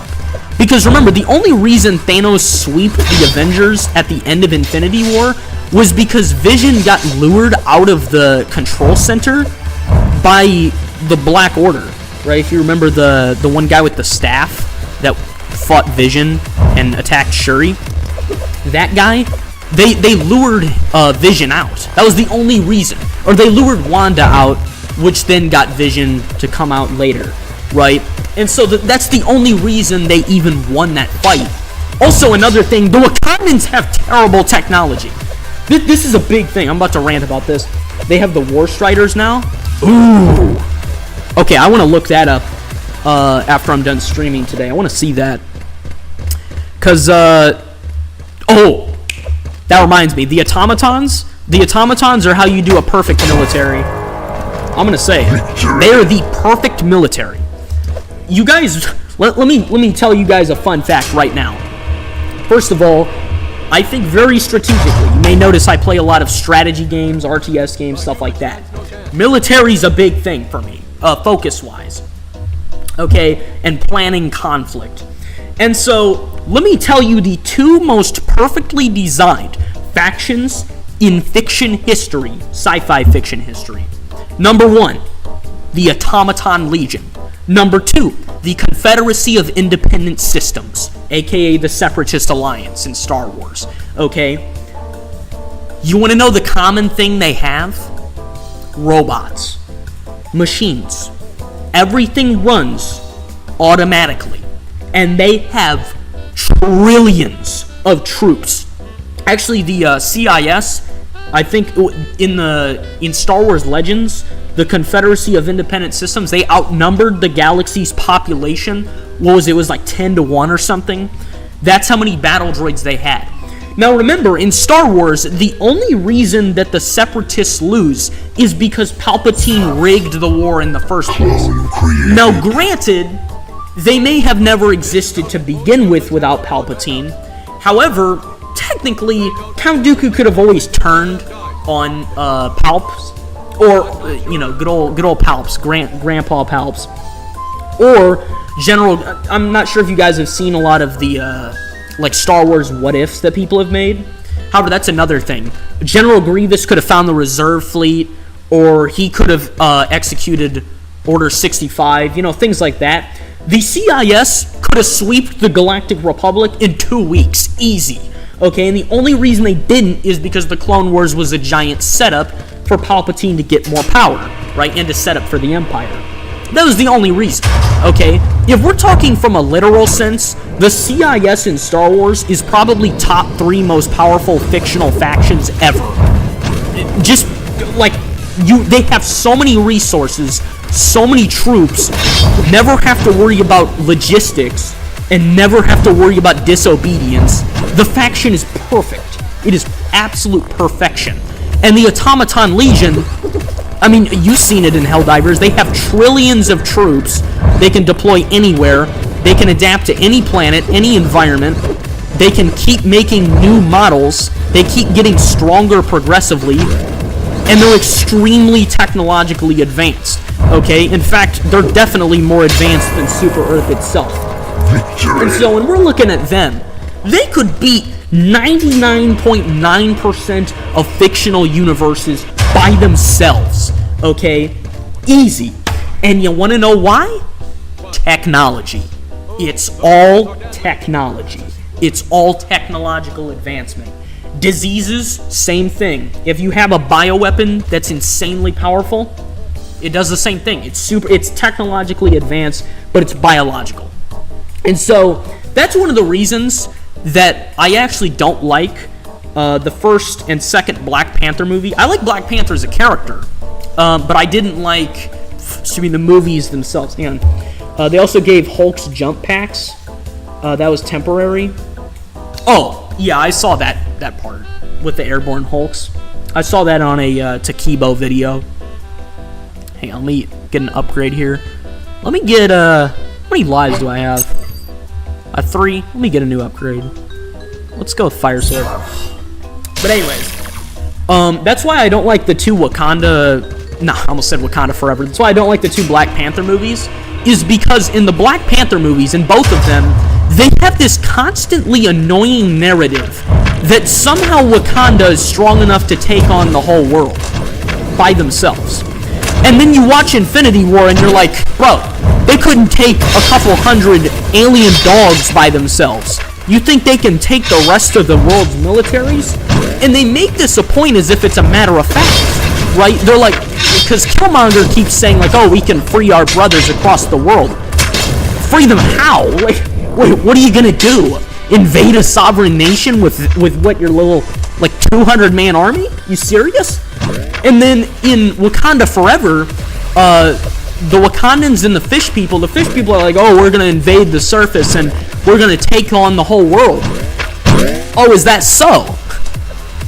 What, you and the spears? Like, it's a joke. It's a giant joke, and they rely on narrative to try to convince you that it makes sense, right? I mean, most people thought the first Black Panther movie was decent, and most people hated Wakanda Forever, right? I don't like either of them, because they constantly try this narrative that Wakanda is this superior technological nation.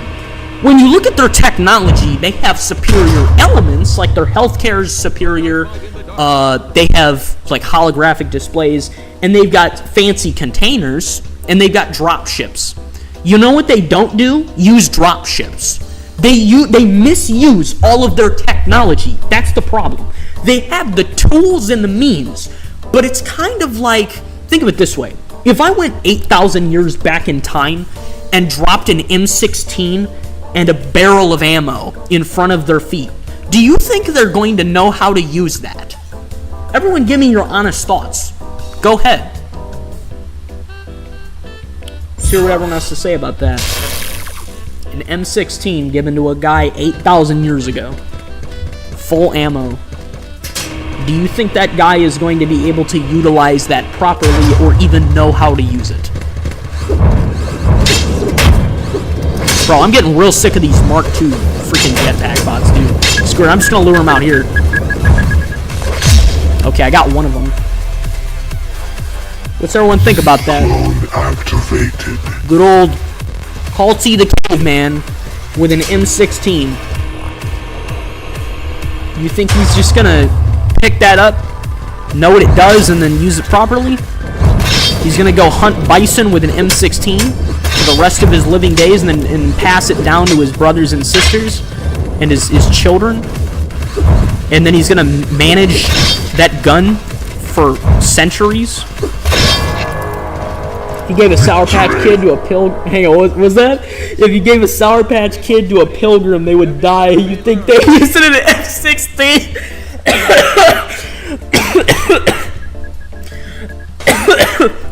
Bro, Austin's going crazy.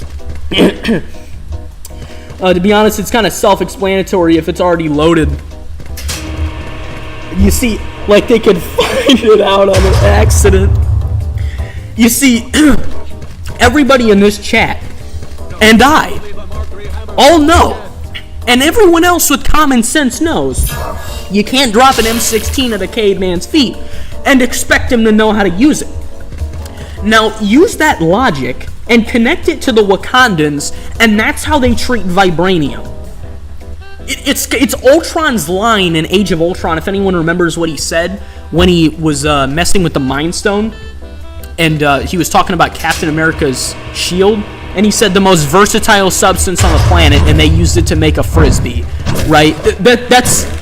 I mean, Ultron has a knack for being right about things, you know, reluctantly. As much as you may hate that he's right, he is most of the time. And so that's one of his lines. Hey, let me see this. They're going to have a Looney Tunes moment looking down the barrel and shooting themselves in the face. I don't even think they'd know how to shoot the thing. I don't think they're going to look down the barrel, right? It's not like Luke looking down the hill of... the hilt of a lightsaber. If anyone remembers him doing that in The New Hope, probably. And it's like, everyone knows that doesn't go well. And so what the Wakandans do is they use vibranium for stupid cultural reasons. Okay? They make armor for rhinos. They make spears and energy shields. You don't need an energy spear that shoots pew-pew. You need a weapon that shoots... Remember Arnold's line in the first Terminator movie? Does anyone know the line I'm talking about? Phased plasma rifle at a 40-watt range. Right? Plasma rifle. That's what we're dealing with. We're dealing with weapons like in freaking Terminator. Okay? That's what you should be making. Or, better idea, you make something that can go up into space and fire down a freaking laser or fire down rods or whatever you want to do with the vibranium, and you can make the thing last forever. Or, another idea, set up auto turrets. Other ideas. Let's see. Who's got an idea for how to use vibranium? I'm sure anyone can come up with something better than what they did.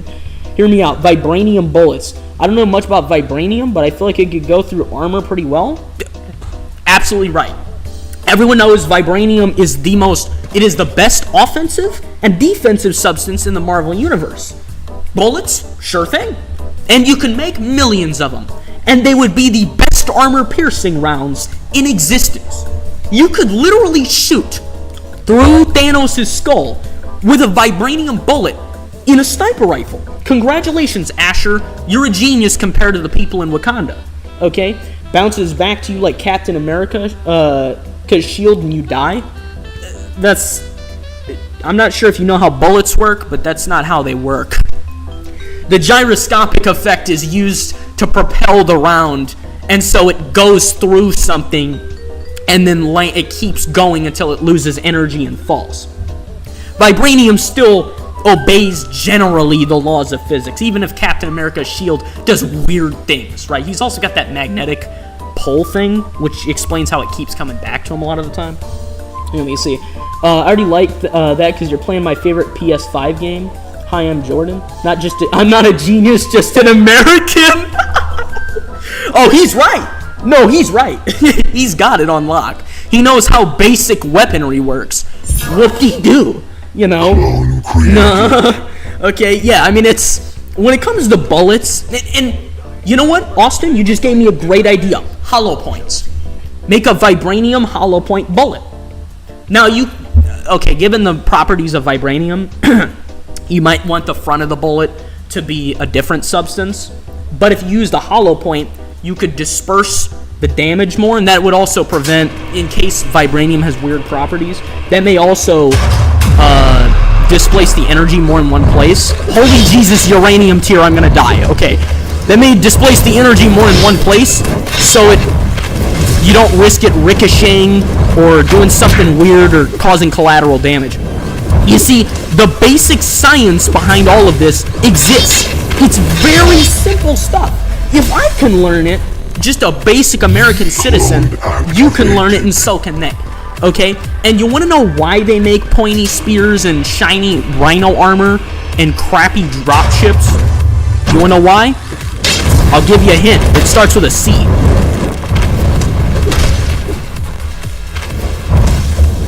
I mentioned it earlier. I'll wait for a response while I try to kill everyone here and probably die. Okay, I got that guy.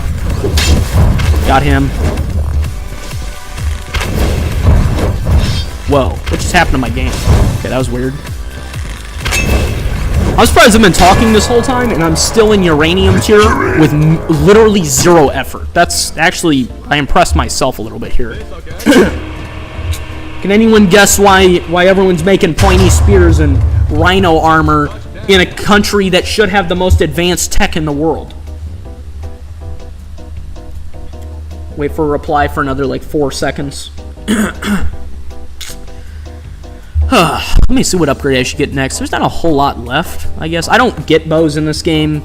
I guess I could do a hammer, but I don't want to really die. Here, I should be getting a jetpack. Culture. There you go, Austin. Very simple explanation for everyone. Culture. Culture is the ultimate drag of warfare that has ever existed. Don't believe me? Look at Japan's honor system, okay? Look at how that brought him, okay? Look what that did for him. Look at anybody in history and look at how their culture influences warfare, okay? Because a lot of the time, it has heavy impact. For example, now I know there are exceptions given the guerrilla tactics used, but look at Afghanistan. How many female soldiers do you see in Afghanistan? Probably none, right? Or none streamlined at least. You wanna know why that is? Because they exclude women from basically everything. Well, guess how that impacts your warfare? Well, it means that your recruitment is literally halved. It means that you no longer have the potential to recruit more people. And in the event that you have to recruit more people, the people that are currently living, which are doing all the at-home jobs, the domestic jobs, they're all going to be forced to leave their jobs, which means your economy is more tied to them leaving. Which means if you incite a mass draft, those people leave and it drags your economy down. And it causes irreparable damage. Not to mention a lot of those people will be less obedient to you because you treated them like dirt. Do you see what I'm saying? And so all of these factors lead to worse combat. That's why the United States is one of the most effective fighting forces on the planet, is because our culture centers around it. Now, you could argue if that's a good thing or not. However, one thing's for certain, it does make for a more effective fighting force. It means that anybody can join the military, male, female, whatever, okay? And it means that anybody can play their part. You know, it's like Starship Troopers. Not that that's a very righteous example, but it's a good one, okay? And it's the same thing. So when it comes to Wakanda, that's number one, is culture. Culture drags down everything. If they didn't have the culture they had, they would kick everyone's cheeks inward. Okay, Thanos would be stomped, his army stomped. They'd have maximum air support, napalm the crap out of the freaking grasslands, and it'd be done. Equal rights, equal fights. That's not usually used in this context. It's usually used in like a, if a woman hits you, you can hit them back context. But like, yeah, it works here too, I guess. Yeah, so that's number one. Okay, well, don't worry, we have a lot more to get through with Wakanda, guys. Number two, their stupid leadership system. Okay, now, of course, consider, I'm guessing everybody here is American. I know at least two of you are, okay? So, obviously, we're a little bit biased against monarchies. However, you want to know why the United States doesn't have a monarchy? Because monarchies are stupid and they don't really work for extended periods of time in a way that's actually logical. So, for example, you may say, well, Britain's had a monarchy for freaking centuries. Well, two things about that. Number one, yes, but look at what the UK's doing right now. Number two, the monarchy in the UK is kind of like a school mascot, okay? It's kind of like a big furry that stands up there, okay? The king doesn't make decisions. The queen doesn't really make decisions. The prime minister does. Or, if we want to talk about historical examples, the church does. The church made all the decisions. The king is just making the money. With the church, of course. The church is making most of the money. And so when you get that kind of system, guess what the common person's doing? That's right, they're living a terrible life and it sucks, okay? Because look at the Middle Ages. Boy, wasn't that a fun time, right? The Dark Ages, you had the freaking Black Plague running around, and you had the common living was terrible. Sanitation, terrible. Your living space, well, I mean, what are you going to do besides join the military for maybe a decent meal? You know what I'm saying? And so that's how monarchies work. And that's the best case scenario. The worst case scenario is you get it trying to rule what is essentially a colony, or you get it in a tiny, tiny nation. Monarchies only still exist, and let me tell you, this is the truth. Monarchies really only exist because the countries that use monarchies are teeny tiny, and they have lots of money. Don't believe it? Look at most Middle Eastern countries. A lot of them run off of emirs, right? Which are, it's a sub-monarchical system.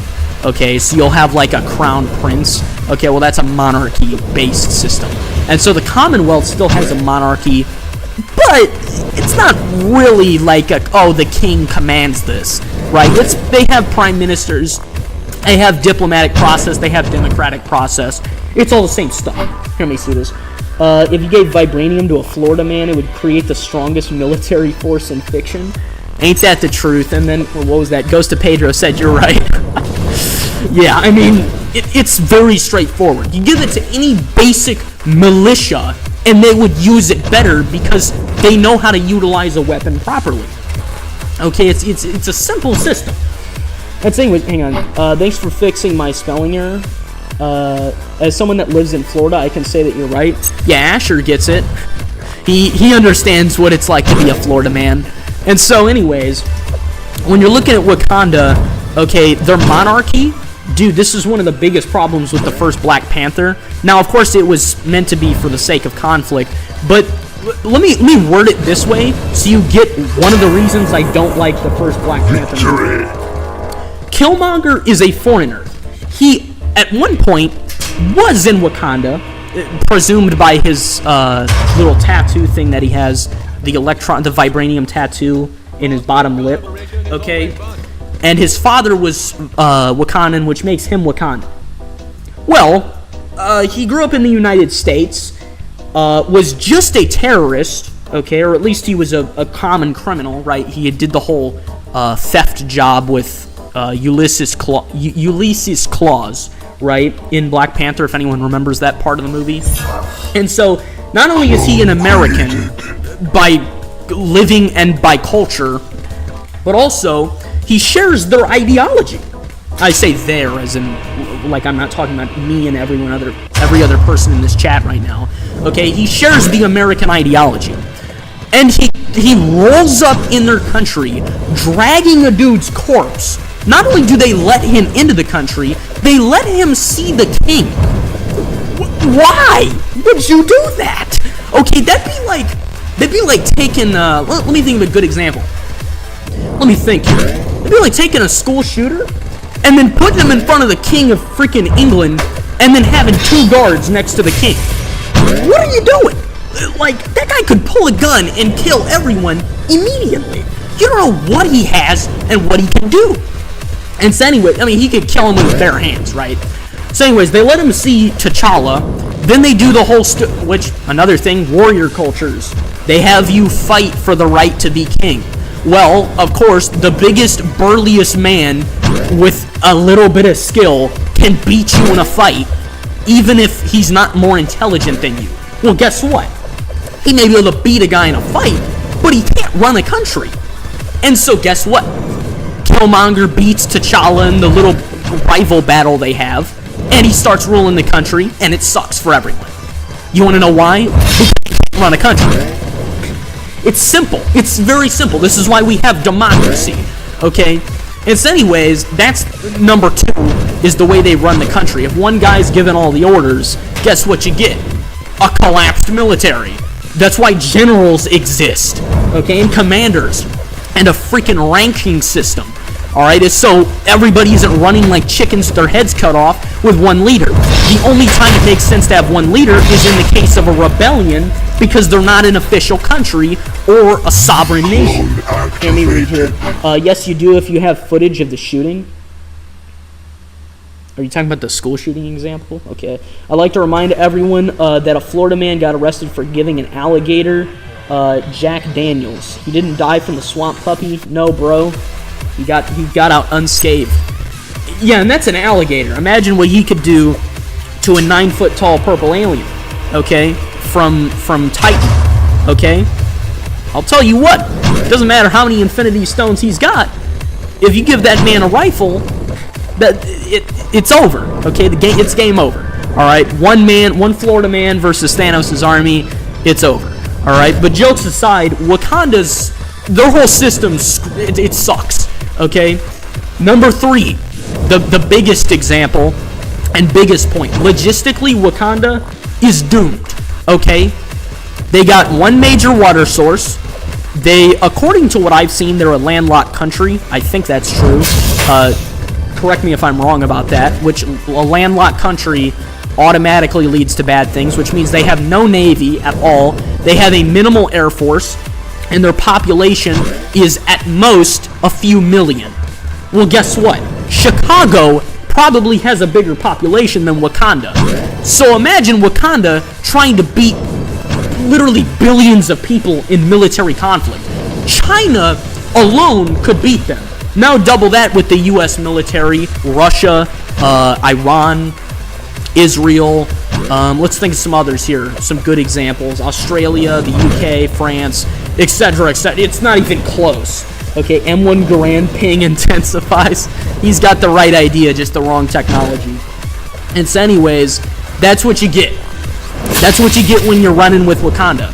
And so every time they try to sell that whole Wakanda could take on the whole world crap, I roll my eyes and I'm like, dude, you couldn't take on Thailand, no less the world. Alright? It's not happening. And they don't use their technology properly, so your tech advantage goes away. For example, let's say I have an alien spacecraft, okay? And I secured an alien spacecraft and it has super high tech. It's got FTL jump, it's got a hyperdrive, it's got lasers, plasma weapons, and then it's got an arsenal of armor on it, and it has a shielding system. Now I turn it into a Taco Bell. Can I take on the U.S. military? Like, what are we talking about? What are we doing? Australia alone could solo Wakanda by just sending a few emus. Why did I know that joke was coming up? Oh boy. I will say the whole emu war thing, dude. I don't even get me started on that crap. But yeah. So anyways, you guys just heard my number 1 rant on Wakanda. And it's like, nobody thinks of this stuff. I have never heard, not once, on YouTube or anywhere else, people talk about the military structure of Wakanda. And it sucks. It does suck. Everyone knows it sucks who has half a brain. Okay? It's the M16 example. Alright? If I drop an M16 in front of a guy who doesn't know what an M16 is, it doesn't matter that I gave him a gun.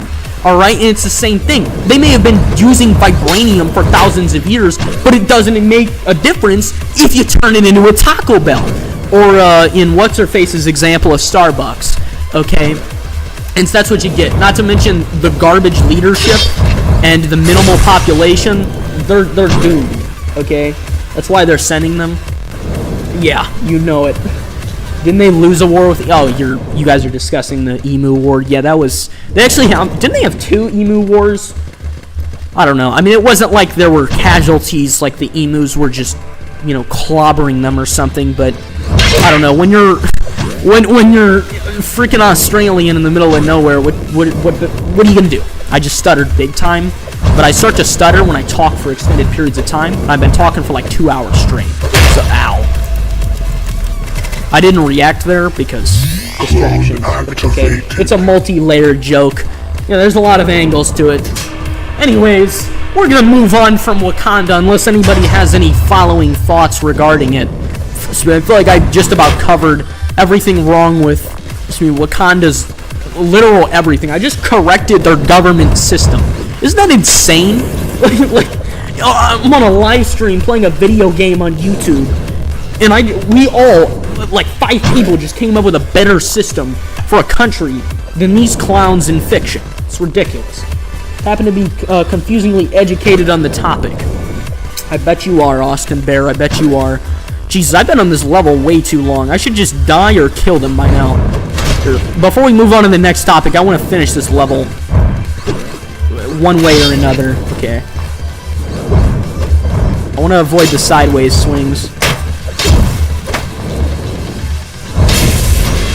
Alright, come on. We got this. Come on, come down from there.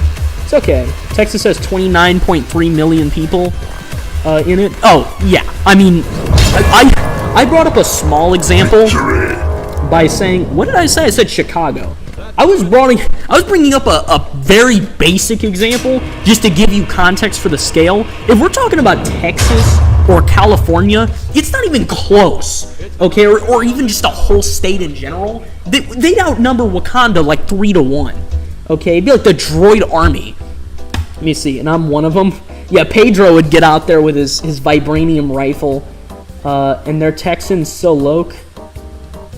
Oh, so like, okay. I was confused for a minute. I thought you were trying to say low-key. I was like, I'm not sure if that should be used in this context, but no, that makes sense.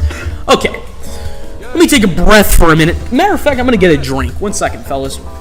You guys just, like, talk amongst yourselves for a minute.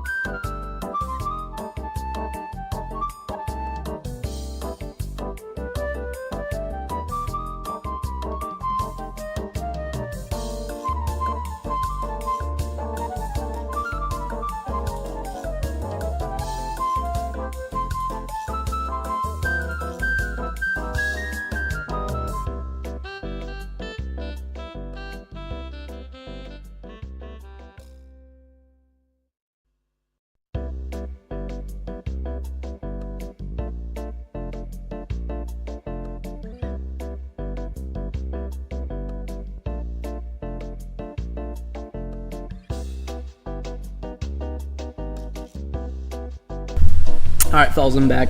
Let me read what you guys had to say. So, had anyone seen Has-Been Hotel? No. Nope, Phantom was so garbage it stopped me from getting into it. Oh, valid. Has anyone listened to God's Away on Business? What? Oh, you're back? Yeah, I'm back. I'm just reading your stuff. It took me a minute to realize what Has-Been Hotel was, and I was like, oh yeah, never mind, I know what you're talking about. I haven't seen it. I don't know. I don't really have any intention to see it. I try to ignore the fandom while watching shows. Yeah, I always ignore the fandom. I mean, dude, I'm a My Hero. I watched 7 seasons of My Hero. You learn to ignore fandoms after a little while. Oh god. Okay, I thought I fell into lava. Or like Danganronpa. I guess they're not as bad, but I don't know. What do you guys think is your favorite fandom? I don't know about you guys, but probably Star Wars is my favorite. They get a bad reputation, but Star Wars fans, like, they make Star Wars. They keep it alive, okay? Don't believe me? Go play Empire at War with mods. Okay, you'll be a believer real fast. Or go watch Star Wars short films. I mean, it's like, they're putting stuff out that's better than what comes out from Disney, you know? And so it's like, okay, there's not really any surviving the laser raptors. Jack Stopper. Yes. I'll just say yes to that. I don't know who that is, but alright. Right. But yeah, I usually just ignore fandoms. I don't know. It's not really, they don't really bother me, even if they are annoying people, just because I don't have to interact with them, you know? Or TF2. Talk about Team Fortress, dude. I mean, yeah, Team Fortress. Actually, that brings up a good point. Valve has probably the best fandom ever. I changed my mind. Valve has the best. Victory. Valve collectively has the best fan base. You've got Left 4 Dead, Gmod, Team Fortress 2, Counter-Strike. It's not even close. Helldivers because freedom and liberty. Okay, this is kind of an unpopular opinion. I like individuals that play Helldivers. But the Helldivers community, no joke, I have played with the dumbest teammates in shooter game history. I actually have had better teammates on Rainbow Six Siege before than Helldivers by a mile. Okay, I trust a freaking Siege player with my life over a Helldivers player. Okay, and Siege players are chimpanzees, dude. All right, I mean it's like Planet of the Apes. It's not even close. Okay. You know, it's not like Halo or something, where it's like, if I'm playing Halo, I trust my teammates. I'm going to die and... Okay, so we got to round 28, fellas. That's pretty good. That's not pretty good. That's insanely good, given the fact that I've been distracted and talking this whole time. Most people don't even get to freaking diamond tier in this game. Alright, well, I'm just gonna sacrifice my life. Take me! Kill me! Do it! It's over! How are you not killing me right now, but you always kill me when I don't have a weapon? Go on, do it, I'm here! Come on, kill me now! Do it, kill me! I'm like Dutch and Predator. Okay, there you go. You're very unlucky then. Once had a group that was two drunk guys, a Chinese person, while I'm in a brigade. Yeah, I usually get the idiots that drop a freaking eagle strike right on your forehead. Or worse, you get some imbecile that's like, that can't aim and he somehow hits you and you're like 3 feet behind him. I don't get how they... I just got instantly chopped in half. That was insane. Dang, look at that high score. Okay. I'm just gonna start another one. Just keep it going. Alright. Sonia Juarez. Oh, that's something, alright. Yeah, I mean... I honestly, one of my least favorite parts about Helldivers is playing with the players, which is why I try to play solo. However, solo is really annoying because of how hard it is. So, yeah, I don't know. It really depends. Anyways, let me get into the topic, because remember, I had 3 topics here. We only got through, technically, 2 of them. Yeah, we got into 2 of them. We haven't even talked about the 3rd topic. Alright. 3rd topic. I'm not sure how many of you guys have seen, or how much of it you've seen, but apparently, now, as sort of going along the lines of what we talked about earlier, the UK has serious freedom issues. Serious freedom problems, especially when it comes to internet. And recently, they came out with this bill that may or may not affect the United States as well. Now, in the UK, they don't really have a choice, because, let's be real, the corruption, it's pretty bad, and they also don't have the kind of people to really, like, be able to oppose everything. I mean, you get in prison for disagreeing, right? It's not the most civil system, okay? I mean, we criticize the United States a lot, our own country, but it's like 3 times better than in the UK right now. Let me see here. Bro, I tried to type out a comment and it blocks it because it's too long. How many topics we got? Oh, we got 1 more main topic, but we can always bring up other stuff after if you guys want. So anyways, this topic is on a bill that was brought up in the UK. And the bill essentially states, get this fellas, brace your butt cheeks, okay? The bill states, you need an ID to be on the internet, and you want to know what the justification for it is? To protect the children. That's right. What's everyone think about that? Any thoughts? Any common concerns, perhaps? Let me see, where's the other spear bot? So I gotta say, Victory. I gotta tell you, that bill isn't sounding too great. Yeah, bruh is right. That's the right response. You think that'd be what was said. Asher's got the right idea here in chat. I'm gonna, you know what? I hope you guys don't mind. I'm gonna stand here for a minute and just talk. I'm gonna let it run while I talk for a little bit, so I'm not super distracted, because this is an important topic, and I'm gonna turn this little thing here into a video or a short. Probably a video, because let's be real, I can't do shorts, okay? I'll talk about one subject for like 2 hours. So here we go. Yeah, just bruh and what? You guys, we all know this is a bad idea. Congrats. Now you got teenagers that don't know how to use the internet instead of 6-year-olds. Problem solved. Let me tell you guys something. There is a line from Mark Twain. And hang on, let little Timmy from Britain play Minecraft. Yeah, Pedro's got it. Not a good update. Okay, here's the idea. There's a line from Mark Twain. Let me tell you what the line is. It's a quote, okay? Censorship is telling a grown man he can't eat a steak because a baby can't chew it. Does that sound about right to everybody? That's exactly what we're talking about here.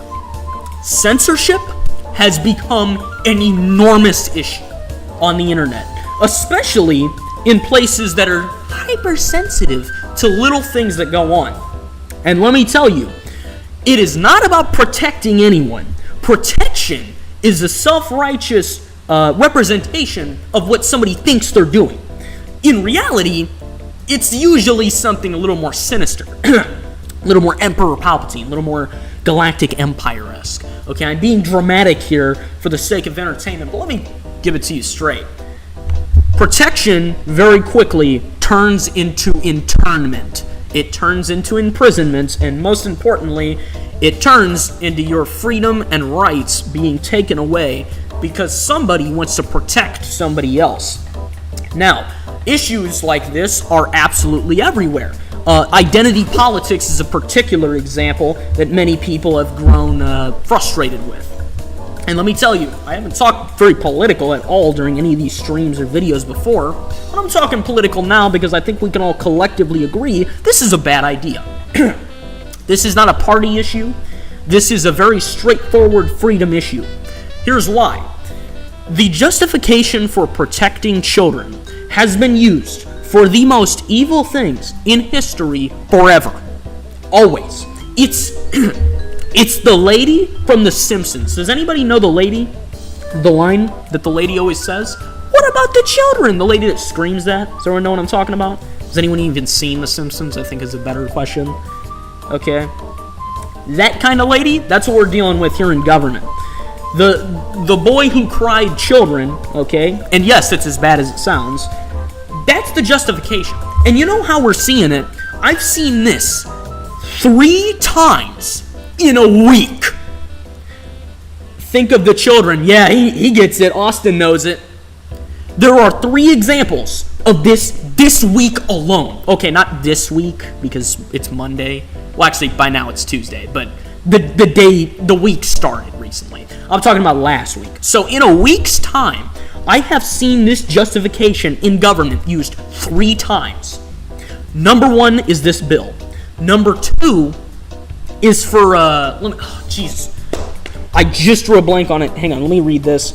You can add restrictions, but need to make it where you, but needing to make it where you need an ID.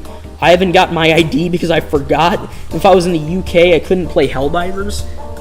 Yeah, I mean, IDs, it's a stupid thing. I remember the example from in here. Steam and itch.io. Itch.io, if you guys don't know what that is essentially a website where people post like fan games. They're little developers, okay, and they post stuff because they don't have the money and resources to put it on huge gaming platforms and such, right? And so itch.io is one of those places. Itch.io is also a place for not safe for work games, okay, same as Steam. Now let me tell you what happened to itch.io. Because a bunch of Karens decided to argue with the payment processors. The payment processors, those companies, they have a total duopoly. I'm talking about Visa and I'm talking about MasterCard. They have a total duopoly on essentially systems overall. Because they are the money, okay? And everything is about making money. And so they essentially hold everyone hostage with this power. They need to be regulated and they're not. And so you know what this causes?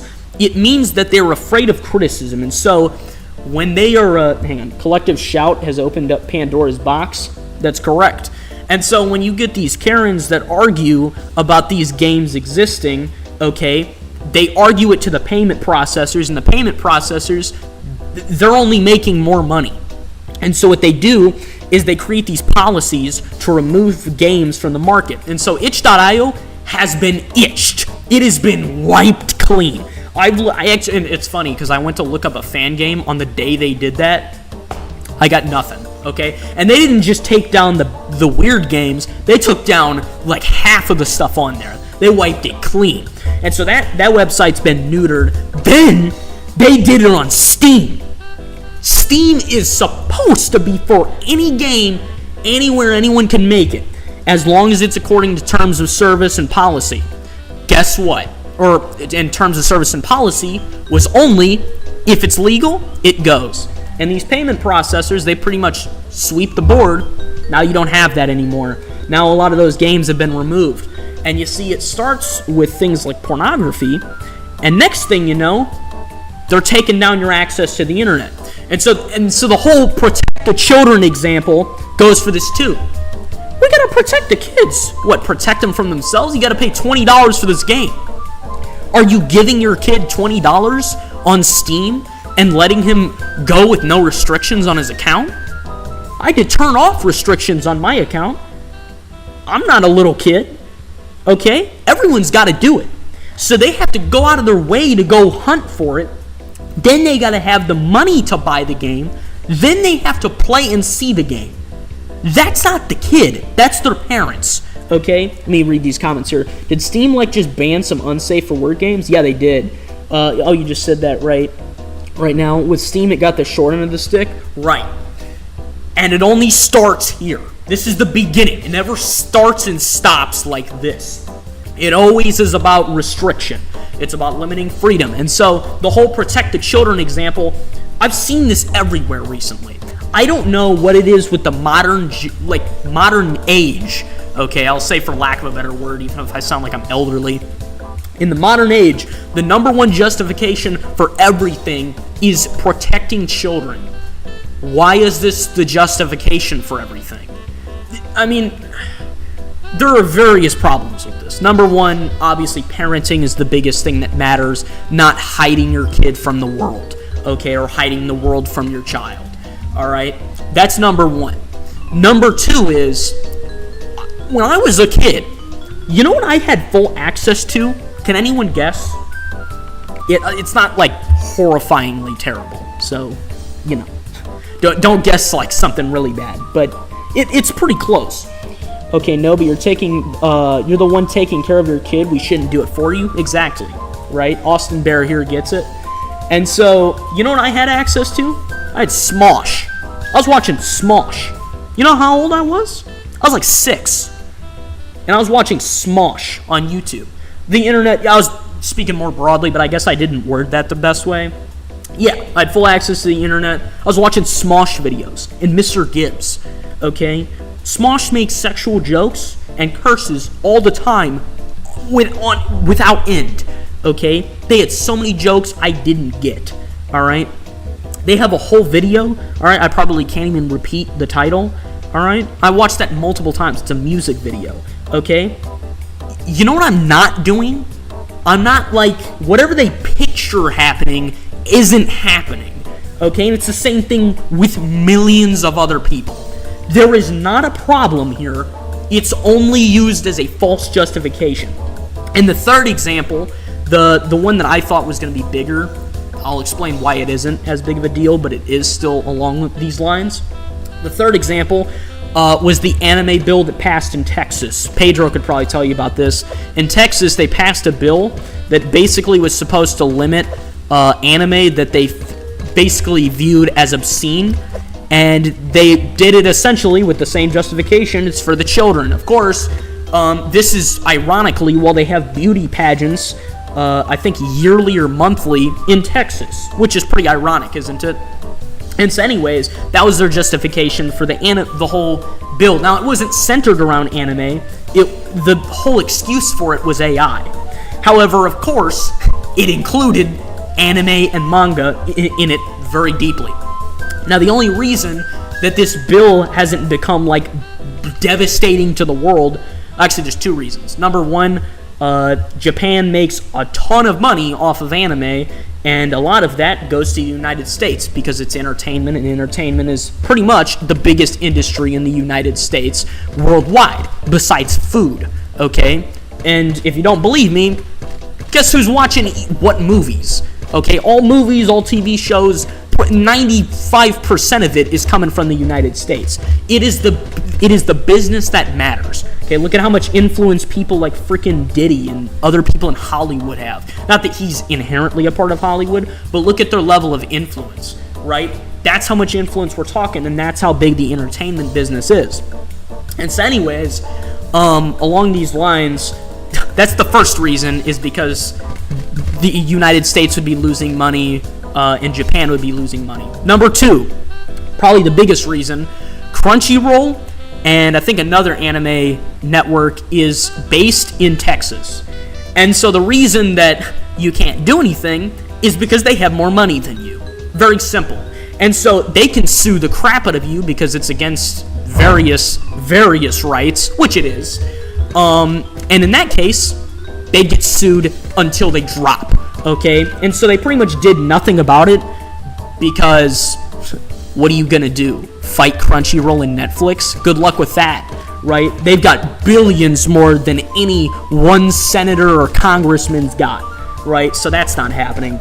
So that's a plus side on the corporation side of things, but that's just one example. Let me read some stories here.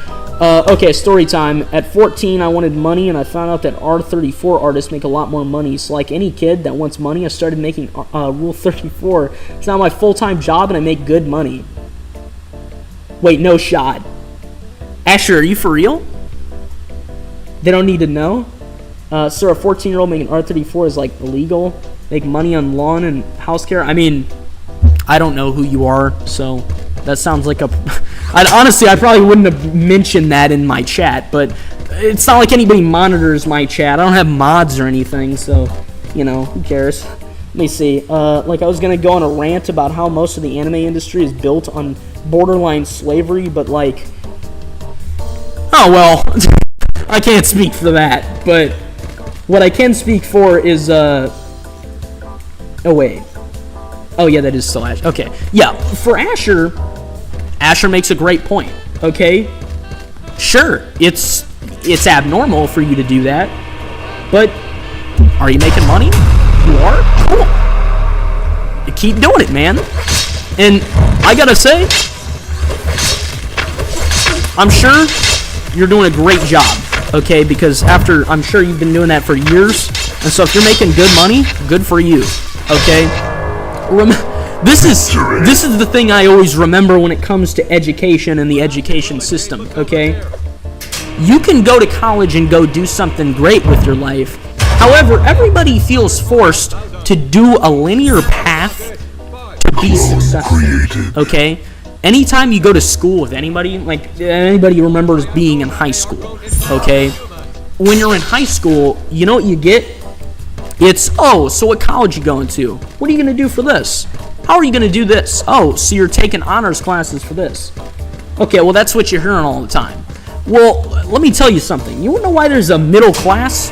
Because everybody runs in a straight line and thinks they're doing something different. That's why. That's why the low and middle class exist. Is because I can't tell you how many times I've heard somebody say something along the lines of, oh, well, you see, I'm really good at finance, and so when I do this little investment here, by the time I'm 23, I'm going to be a millionaire. Guess what they're not when they're 23? A millionaire. You want to know why? Because the system is designed so that there aren't 45 million millionaires. You want to know why that is? Because you wouldn't have a middle class then.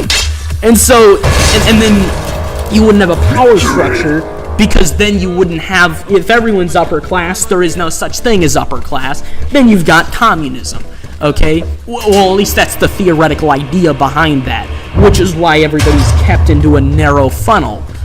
And so there it is. And so, yeah, don't let anyone ever tell, if you're making money, good money doing something, don't let somebody tell you to do something different just because they don't like it, okay? That is, unless it's like cocaine or cooking meth or something, then I wouldn't recommend that.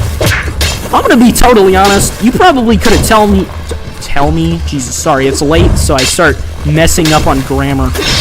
You probably could have told me you do that, and my recommendation would probably just be, don't tell me you do that, because then it's in chat, and that means it's on YouTube, and so it's on record.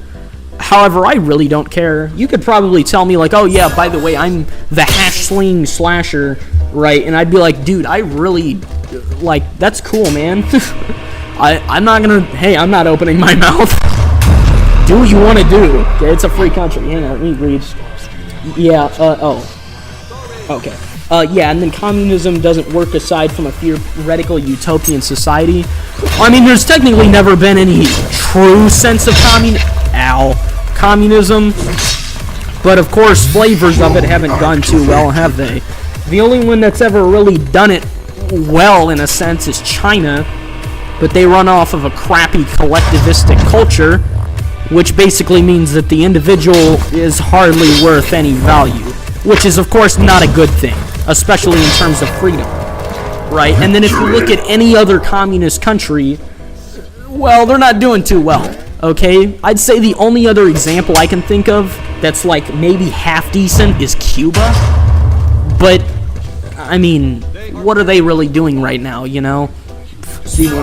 Other than that, you've got the glorified prison system that is North Korea.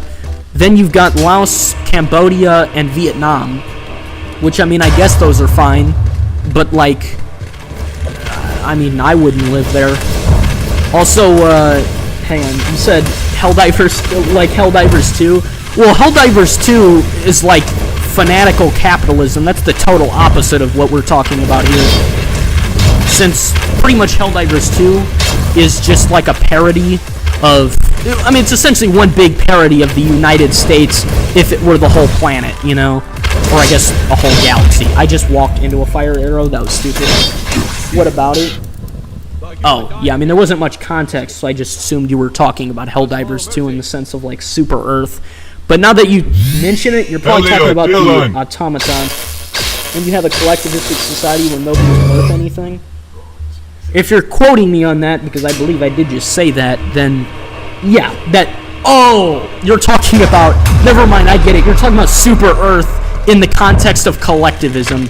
There was a slight shift in topic, or at least, like, focus of the topic, but I understand what you're saying now. No, you're right, because with Super Earth, they're based on a collectivistic structure. And it's too collectivistic in the sense that you don't matter as an individual, only the society matters. No, you're right. And the United States, unfortunately, has what is essentially the total and complete opposite, which is a fanatical, individualistic structure.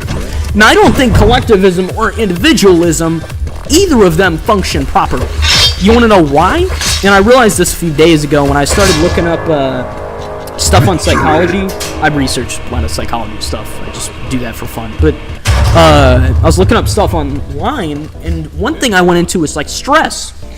And I was looking up stuff related to stress, and then there was obviously ideas of, like, dealing with stress, how people, different types of therapies for it, things like that. Well, guess what? A lot of it is based on self-help. And he said, what do you mean Helldivers are the best of the best and are not disposable and super citizens are very important? Okay, Asher's he's just a little brainwashed. It's okay. It's alright. I'm not being held at gunpoint saying this. Okay. It's okay, Asher. Look, man, if it makes you feel better, it's pretty ironic because I'm doing a clone drone stream when I'm about to talk about a clone drone stream. The last stream I did on clone drone in the danger zone, Pedro was held at gunpoint and was brought to an alligator park in Louisiana, and he died, and that's why his name is Ghost of Pedro, if anybody was wondering. So, there you have it. Okay then, so as 6 probably Americans, why don't we try to construct a better government? First time, what are we, the YouTube founding fathers? That's pretty funny. The everyman founding fathers. Dude, we need a compilation or something. That'd be great. One thing's for dang sure, I'm probably making 2 YouTube videos out of this stream. First time. Oh, I'm sorry, what? Yeah, it was, yeah, Pedro got executed. It was okay. It was just a mafia deal, and we don't have to go into it. That's why he's a ghost, though. He was also there in the last stream, which was Phasmophobia, and I asked if he was a phantom or a demon, and he said no. I'm not sure if I trust him, but oh well. what were we talking about again? Right, individualism. So, I was looking up stuff on psychology, and you find a lot of self-help stuff because self-help is deeply ingrained in psychology. Deeply ingrained in psychology. However, self-help is kind of paradoxical in the sense that everything is based on you helping yourself, which breeds selfishness, which essentially means nobody helps each other and everyone's focused on themselves, which is how you end up getting a society where no one cares about anyone else.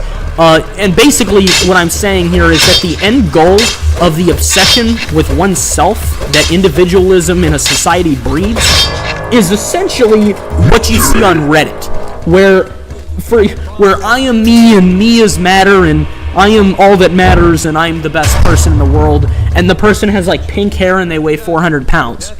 You know what I'm talking about, okay? That's what individualism causes.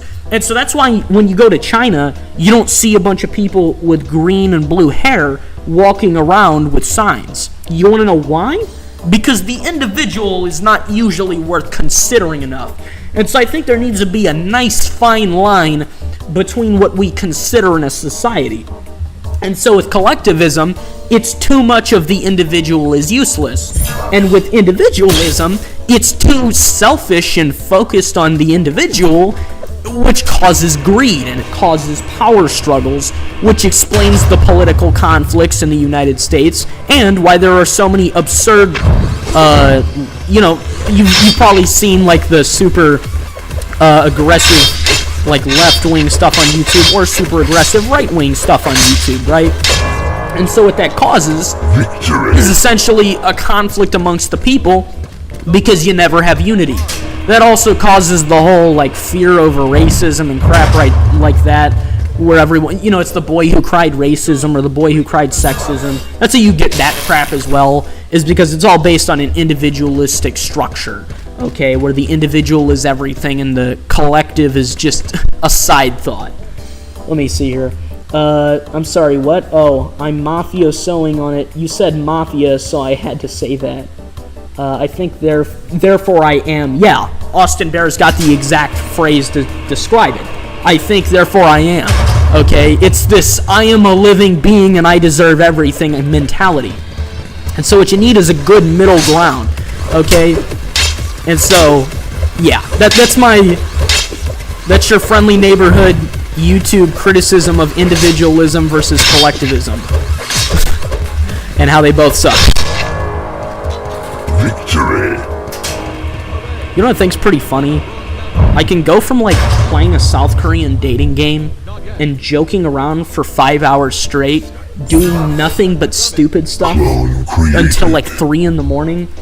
But then once you get me in a discussion, I mean, it'll keep going. Like, we can talk about whatever. That's why I prefer live streaming. I love making videos, but I do prefer live streaming because I perform much better with a live audience. Okay, I think I'm more entertaining with a live audience, and one thing's for sure, I also get to have cool conversations. And so when I get to have conversations, it keeps me going a lot longer, and I don't feel like I'm just talking to myself and, like a maniac in a padded cell. Alright. There we go. Victory. One thing's for sure, I definitely hope to see Austin Bear and Asher in some more live streams. You guys are great. WX analyst Caden Barker was supposed to be here, but I think he fell asleep waiting for the stream to start. So that's kind of a shame. As for Pedro, I'm definitely going to see you next time. I see Pedro everywhere. So I don't worry about him.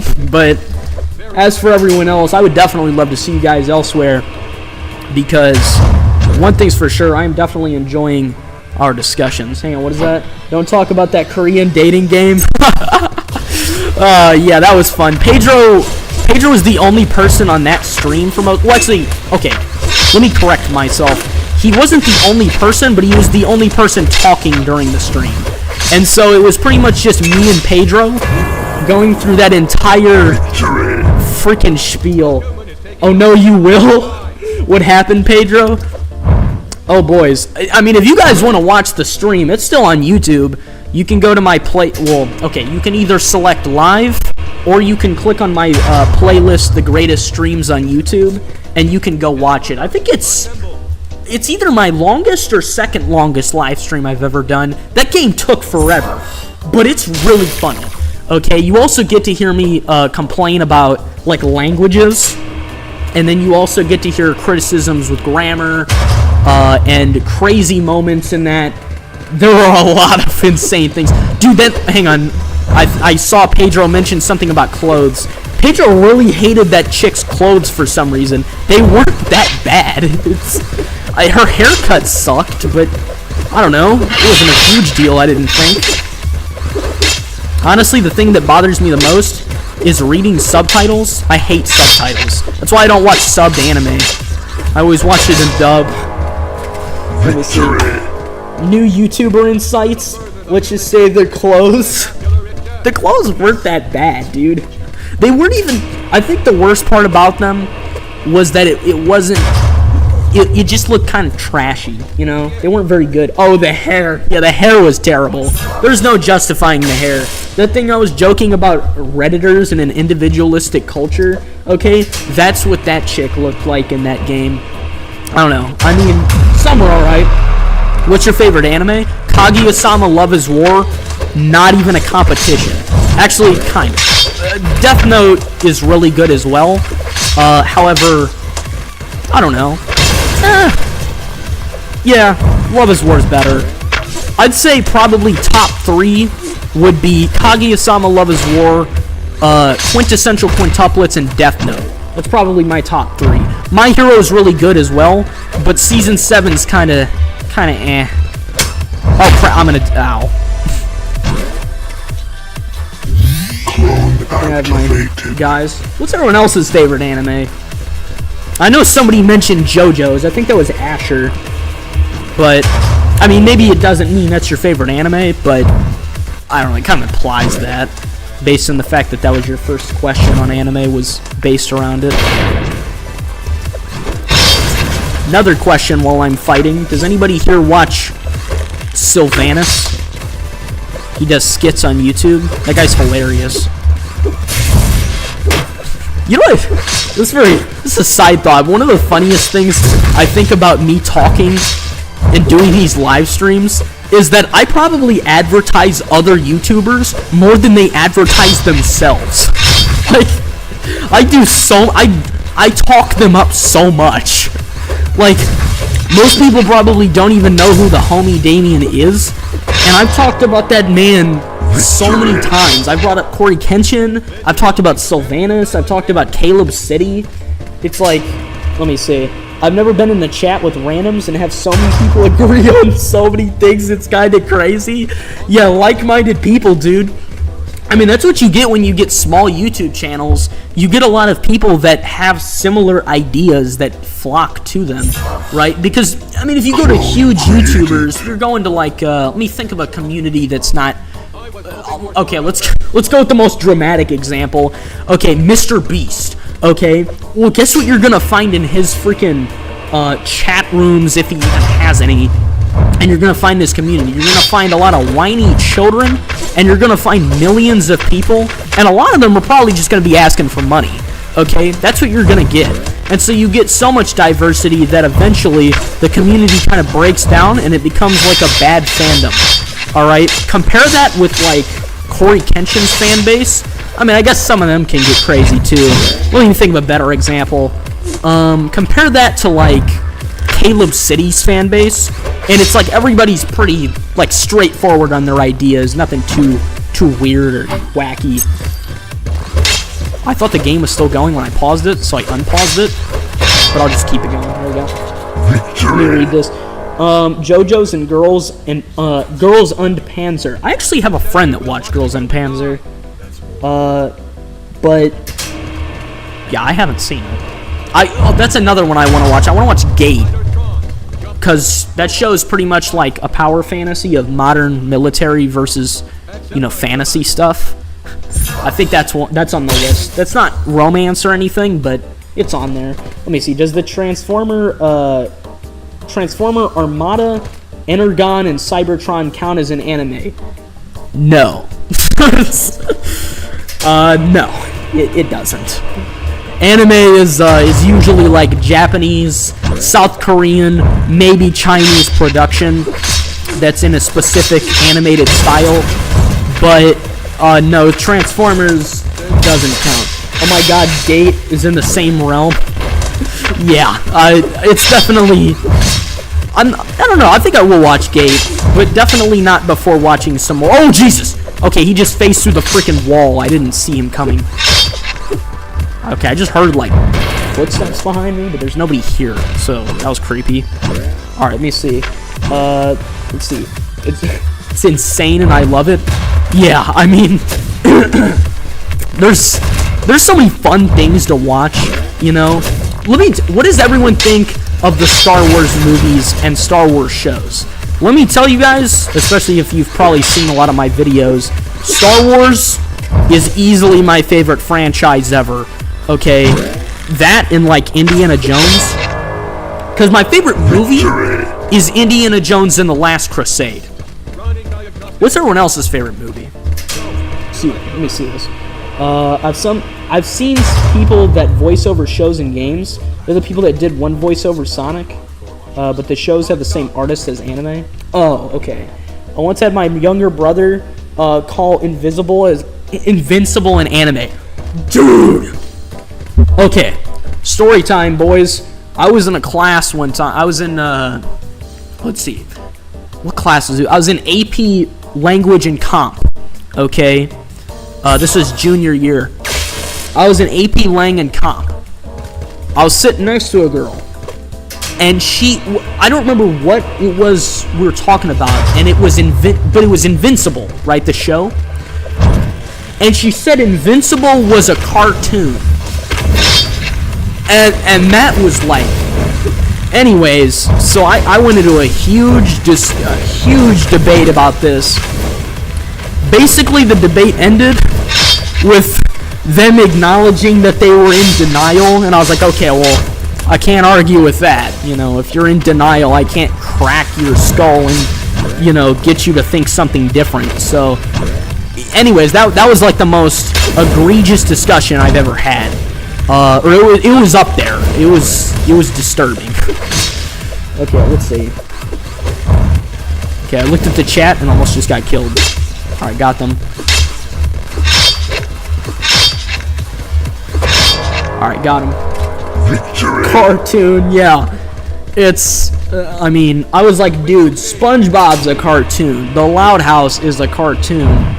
Invincible is not a cartoon. That's because the connotation of cartoon makes it sound like it's for kids.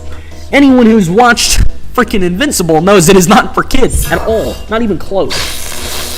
Tibatero, I'm not even going to try to read that. I can't read whatever language that is. I'm assuming that's Spanish. No, or is it German?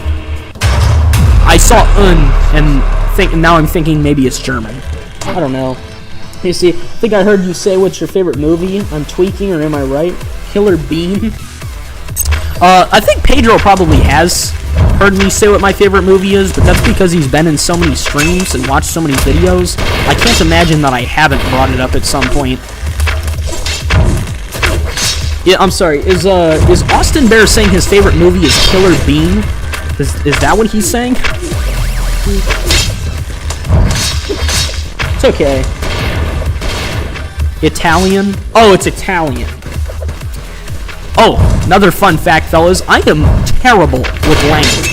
I am masterful with English. Now, not right now because it's 2 in the morning, but when it comes to writing, nobody can beat me with English.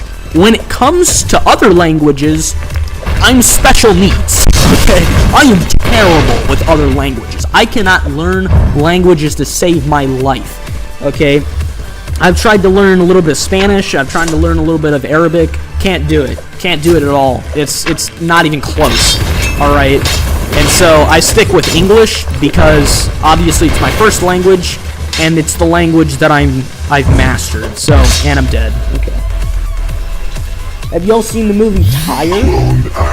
Just Tire? No, I have not seen that.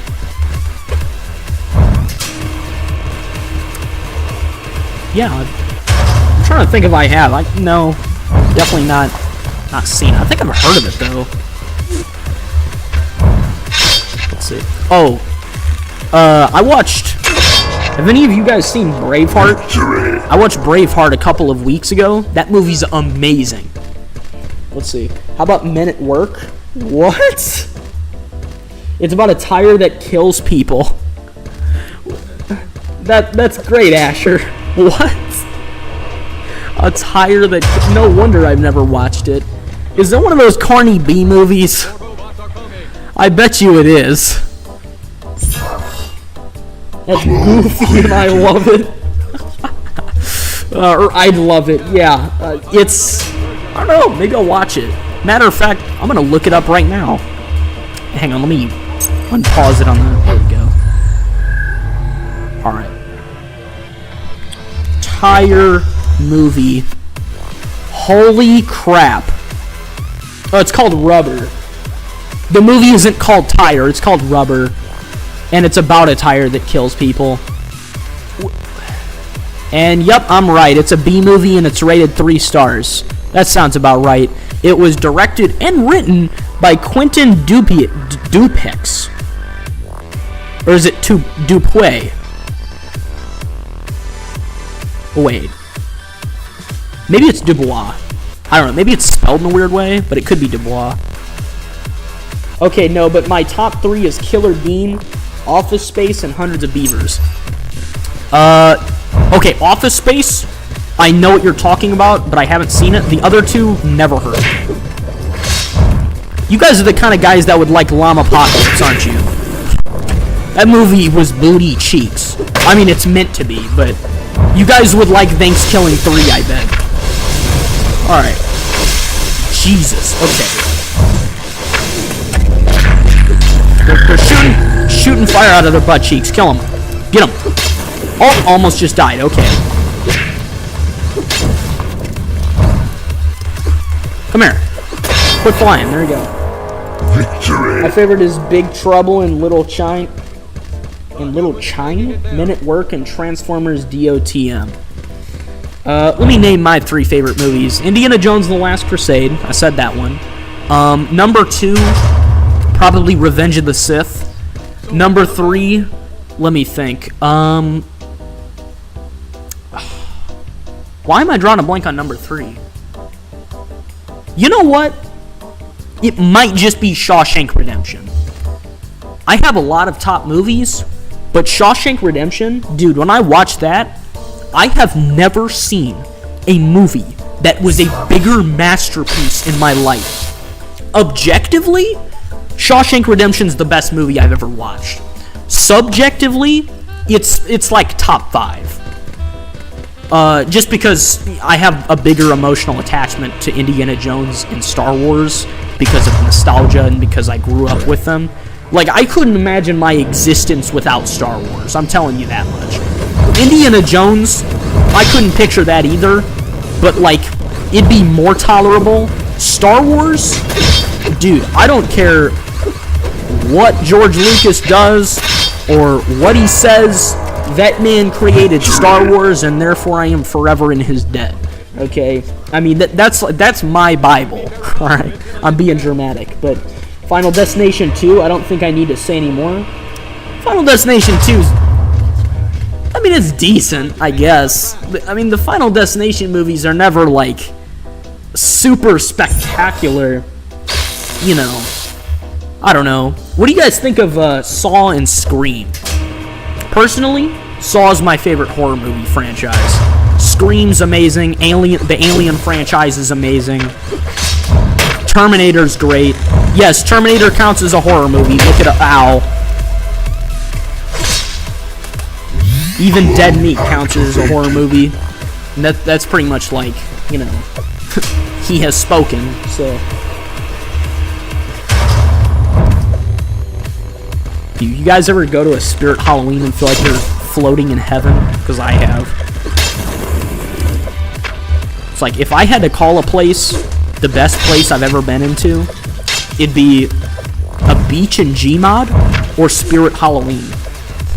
I know, I'm an indoor dweller, but It's whatever. Those are the places that make me happy. Alright. Oh, crap. Almost got crushed. Bro, if I had a nickel for every time I got killed by a Mark III Hammerbot, I'd be rich. Okay. Let's see. Yeah, we're almost wrapped up. Okay. Okay. Scream is silly.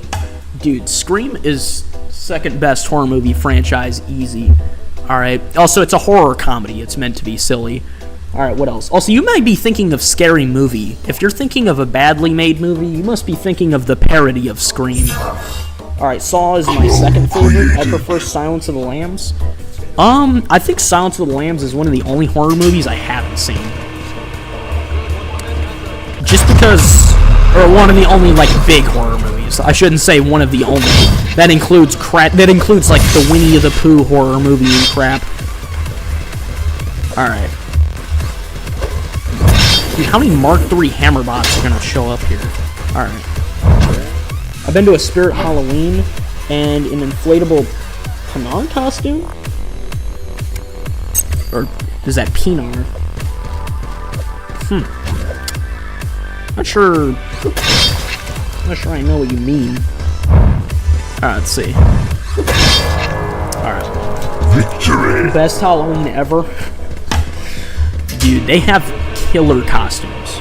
Unintended. I mean, it's wonderful. Floating in there, they have the best masks, best plastic toys, everything. They've got, all the decorations. Halloween, best holiday, easily. Never mentioned a Winnie the Pooh horror movie near me.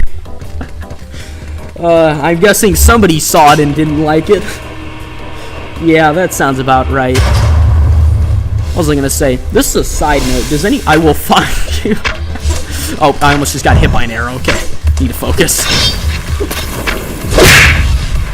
This is a side note. Does anybody think Christmas is the scariest holiday? It's just unsettling, you know? Something about it, like, picture it in your head. It's dark, it's snowing, it's just flat creepy, it's too quiet. You know, you've got the unnerving Christmas music from the 1930s playing in the background. Victory! Austin is getting scary. Yeah, he's getting a little scary. It's okay. It's alright. He will be tamed. He is part bear after all. It's anyways, but it's just, Christmas time's just got that unsettling feeling for me. I don't know why. You know, it's like nothing is creepier than just camping out. You're in the middle of nowhere, it's snowing, and there's just an eerie gust of wind. It's like being on Hoth, except the whole area is covered in wampas. Holy crap, there's 3 overseers. Okay. Got him. Okay, I got one with the fire breath. Jeez. Are they going to keep floating in midair, or am I going to be able to hit them? Oh, team kill. Friendly fire will not be tolerated. Bro, die already. You have no legs. How are you still functioning? Oh, crap. Die, beast. Oh, okay, I just chopped your head off. Got him. Alright, let's see. But you're cozy by a campfire? I'm not. So there are 3 people in the stream that are talking horror and scary stuff, and there's me in the corner talking about 80 and 90 action movies and Transformer. Yeah, that's Pedro, alright. He's too pure for this world. Oh, and now Christmas. Favorite game? I was about to say Halo Reach, but that was my favorite game until probably, like, age... Let me think. How old am I? Probably till, like, age 15? Halo Reach was my favorite game. And then for the past few years, Garry's Mod. It's not even close. Let me tell you guys something. Garry's Mod is the best video game to ever be made, and there is no argument. You have everything. Everything you could ever want from any game, any movie, anything. You have it all. And it's all free. No DLC, no stupid crap, no developers holding your hand. You control everything. And the cherry on top, you know something really cool? I grew up watching people like Venturian Tail and Mr. Gibbs play Gmod and like TCNT Gaming and all of them. If anyone even remembers any of these names, okay, Venturian Tail is like the one that stands out the most to people. And so I grew up watching all those people play Gmod, and now they're all gone. All of them. I mean, they've all had their various things happen to them to where they're not making videos anymore. And it is a deep and wonderful honor to take their place and become a YouTuber. Not only that, but one that does Gmod. Doing Gmod videos, that was a dream, okay? And I've made that dream happen. I have like, what, 70 Gmod videos or something? I don't even know how many I have. It's a lot. And so, it's fantastic. Alright, let me see here. Entirely depends on the genre for me. How about you, Austin? Name one, I probably have an answer, but in general, there's too many. Okay, you know what I would ditch Helldivers? Ultra Kill? Amen, brother. I've seen some Ultra Kill gameplay. That game looks sick. I've never played it, though. I was always a Halo player. I also, let me think. The first COD game I ever got was Black Ops 1. And then, because I wanted zombies really badly, because I watched You Always Win play it on YouTube. I told you guys I had a lot of access to the internet as a kid. And so, I always watched You Always Win, and they played Left 4 Dead and Call of Duty Zombies. And so, I always wanted to play zombies as well. And so, eventually, I was gifted Black Ops 1, and then that's when my journey to play Call of Duty games started. And so now I own probably like 88% of COD games. I don't own the 3 most recent ones. I don't own the like original 3 COD games, as in like the old World War II ones. I don't have World at War. I don't have Modern Warfare 1. Actually, maybe I do. I've never played it though. And then I think that's it. I think I have all the others. Let me see. Everyman, if you haven't played Ultra Kill, you should get it. Not trying to pressure you into anything. No, I appreciate it, Asher. I also appreciate the suggestion. I'll see how much it is on Steam. One thing's for dang sure. I remember this one guy. I did a stream. I've done technically 2 streams, but I played it on 3, where I played SCP Observer. I had this one kid, and fun fact, he was from Ukraine, and he was in my chat, and he wanted me to play a Backrooms game on Steam, and I was like, okay, what's it called? And he had me look it up, and I looked it up, and it was $10. I'm like, do you think I have $10 just lying around? I was like, I'm sorry, but I can't just randomly buy a game that I've never even looked at before, you know?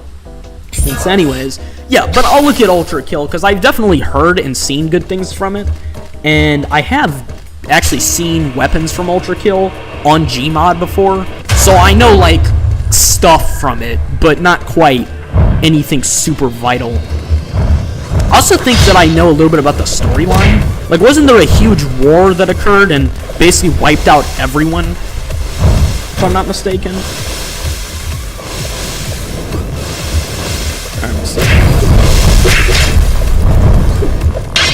Oh crap. Okay. It's Spear Wars, oh my god, okay, I rolled into their spears. I have $10 laying around, surprisingly. That's nice, Pedro. You know, ship it from Texas, use the post office.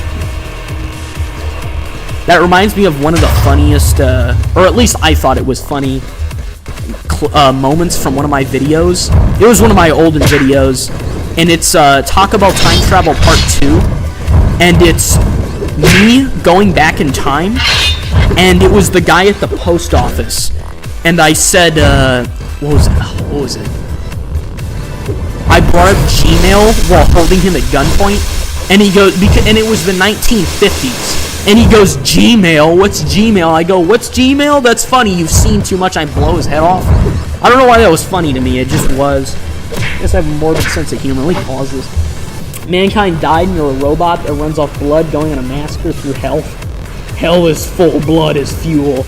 You forgot mankind is dead? Dang.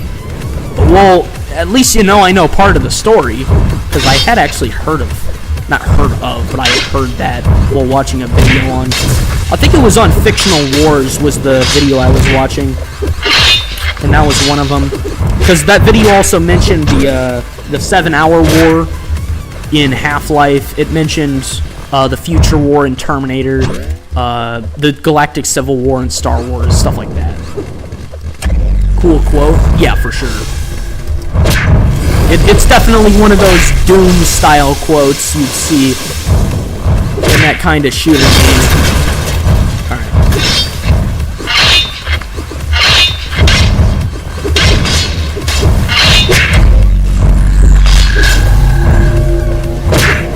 Crap, I missed it. Oh, Mark II's sword bot, jetpack thing. Kill it. Okay.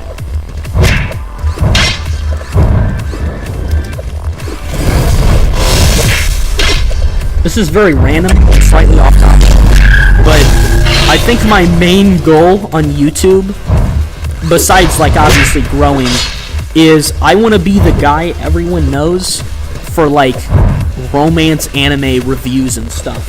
I think that'd be really cool. Because I do so much Gmod stuff, so I'd have role-playing, because I have some pretty elaborate storylines in my role-playing Gmod videos. And then I do all these live streams, and then I do horror stuff. I mean, okay, this isn't the reason for the name of the Everyman. However, one thing's for sure, it has a double meaning. I am the Everyman. I do all kinds of things. I do reviews, I watch anime. I actually was going to do a reaction style video, not with like a face cam or anything, but I was going to do one of those. However, I ended up deleting the file, so it was kind of just a misplaced thing. But anyways, I play, you know, horror games. I talk about random stuff on stream, okay? I mean, we've talked about movies, we've talked about everything here. Alright, what else? I do all kinds of anime stuff. I play random games like Super Seducer and that Korean dating game. And so it's like, if you got an idea, we can do it, you know? And so it's like, those are definitely my style thing. Anything digital or just on the internet, I got it. Alright, or in terms of video games, that kind of thing. And so it's like, I think that's pretty cool that we've got so much diversity in the stuff that we do here on this channel. The actual reason for the name The Everyman is the Everyman is a character archetype used in a story to represent an average person. So like Jim from The Office, he's the Everyman character, okay? And so the name is essentially a humble joke, which is calling myself an average lackluster, okay? Let me see. Watch Killer Bean. Let me look up the movie, because you've brought it up once before. Killer Bean movie. Cool. W stream idea. Best game. What type of ladies you like? Is he serious? Hang on, what is this? Killer Bean Forever? Is this a Duke Nukem parody? It's a Duke Nukem parody, dude. Oh my god. It's gotta be. Okay, it's not fully. There's no alien I have to watch Killer Bean Forever. I gotta watch Killer Bean. No, you're right. You're right, I'm watching this. I've gotta watch this. The anime come first, but I'm actually going to watch that. That looks like the kind of movie I grew up watching. Not like the high quality stuff, but like the thing that haunts you in your dreams, and so you like unconsciously remember seeing it. Stuff like that. That's the crap you'd watch in like elementary school in art class or something. That's like reading Rainbow. Okay, let me see. We love Killer Bean. After Killer Bean, watch Big Trouble in Little China. I've actually heard of that movie. No, it isn't. I can confirm that. We need to do this for a stream. It's on YouTube, on stream for free. I beg. I'm not watching Killer Bean on stream. That's one thing. I don't want copyright shoved up my cheeks. Fun fact, guys. God, I suck at spelling. It's okay. Pedro's slightly worse. Oh my god. Okay. Fun fact, fellas. In an anime tier list video I did, I had a 3-second clip of Kaguya-sama Love is War that played in the background, and my video was literally blocked from being seen. So I had to cover it up in the video. Yeah, YouTube is a stickler for that, because they got bots that review the stuff, not people. And so what you get is that. So, yeah, definitely not. I definitely won't stream it. Will I do a video on it? I don't know, maybe. Maybe I'll do like a review on it or something. But, oh crap, hang on. I gotta read chat, but I also gotta take out Spider-Tron.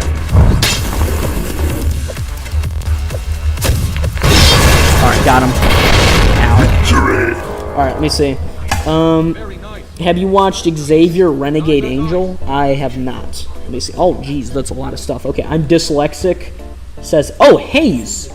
Oh, new people are talking. I didn't realize. I thought it was just everyone that I was already speaking to, so it took a second. Okay, Hayes is dyslexic. That's good to notice. Okay, have you watched Xavier Renegade Angel? Fishy Boy. No, I have not. In fact, I've never heard of that, to my knowledge. It doesn't have any copyright, I think. I don't know about that. I'll see. Let me see. Moist Critical was able to stream it fine? Well, okay. I have no idea why I got this on my recommended. What challenge are you doing, by the way? I'd recommend the Great Sword Challenge. I already completed all the single-player challenges in this game, by the way. Like, I could actually show you. They're all done. Earlier, I completed the Laser Challenge for co-op. Fun fact, anytime I do a co-op challenge, it's by myself in this game. So, it's just hard because you have to reach the Insanium tier. I get to Uranium fine, but I can't get past the Laser Raptors. Also, I was the one to ask about the ladies. Lol, you chose a good game? Well, with the ladies question, I can't really answer that. Maybe I can see everyone else's answer and then branch off from that. Oh god, ow. Okay. You probably saw it in your recommended because the streams lasted like 4 hours or 5. And so YouTube's just they're collecting that sweet watch time, and so they're putting me in their good graces. Did they just team kill? Okay. The show I mentioned is definitely interesting to say the least. Oh boy. Okay. I have a lot of stuff to look at once the stream's done. Victory. Specifically this Killer Bean. See, this intrigues me. I actually did a reaction of My Happy Marriage season 1, episode 1. However, I ended up deleting the video file in accident at one point while editing. So that never ended up actually happening. Instead, I just watched the movie, or not watched the movie, jeez, watched the show. Let me think, have I made a review on it? I have not. Oh, I'm in Uranium again. Isn't it funny how I just accidentally get in Uranium with like 0 effort? Oh my god. Fire! Okay. I'm kind of like Jar Jar Binks. I just clumsily jump around and somehow kill everyone and survive. I don't get it. Oh god. Okay. Bro, that guy has no head. How are you functioning? Kill me! Kill me! Let me see. Let's see. I'll do a co-op challenge with you. Some sort of face. I can't, like, make out what that looks like on this screen. I just got a digital well-being notice, bro. I'm pretty sure that's got to be, like, some sort of suicide flag or something. I don't know. It's YouTube. They'll find a way. Every man, I am new person, right? Yeah, totally, Pedro. I don't recognize that two-face of yours. Ow, God, come on, really? The guy freaking knocked the shit out of my ow. We're so good. Victory. You know, Hayes never answered his own question. I don't know, Hayes. Name the lady. Oh, that reminds me. Random topic. Did you guys see that whole thing with Sydney Sweeney that everybody's losing their mind about? Isn't that funny? It's a freaking jeans commercial, dude. Love level 5 sword bots. Yeah, they're a nightmare. But ironically, they're like clumsily worse than Mark IVs. Alright.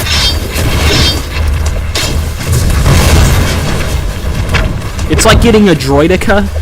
You know, they're really advanced, but sometimes they're just flat worse than a super battle droid. Alright. I am a lady. Wait, are you? Hang on, are you being serious? That'd be really funny if I asked that. I don't know. Well, you could always be lesbian. Oh my God! At the City Sweeties. Hang on, what's this?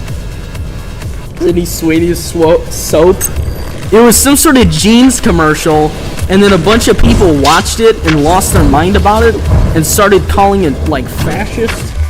I don't know, it's the typical Redditor mentality, man. I don't know. It's freaking jeans. It's literally pants. Like, you know, it's not like you're flagging something we said or something, you know? It's like, if you've been listening to what we've been saying, it's like 3 times worse. Meanwhile, we got basic modeling on television and everybody's going bananas. Okay. Shot the lit. Ow, God. Die, filth. Okay, I gotta focus. Get spear bots.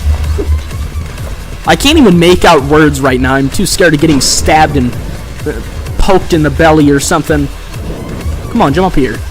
Let's go. Wrap this up. Spear bot. Okay, fine. I'll come to you.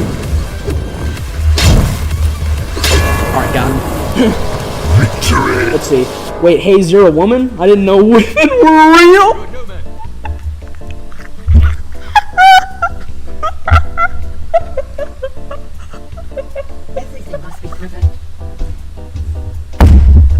Garbage spotted. Is there garbage?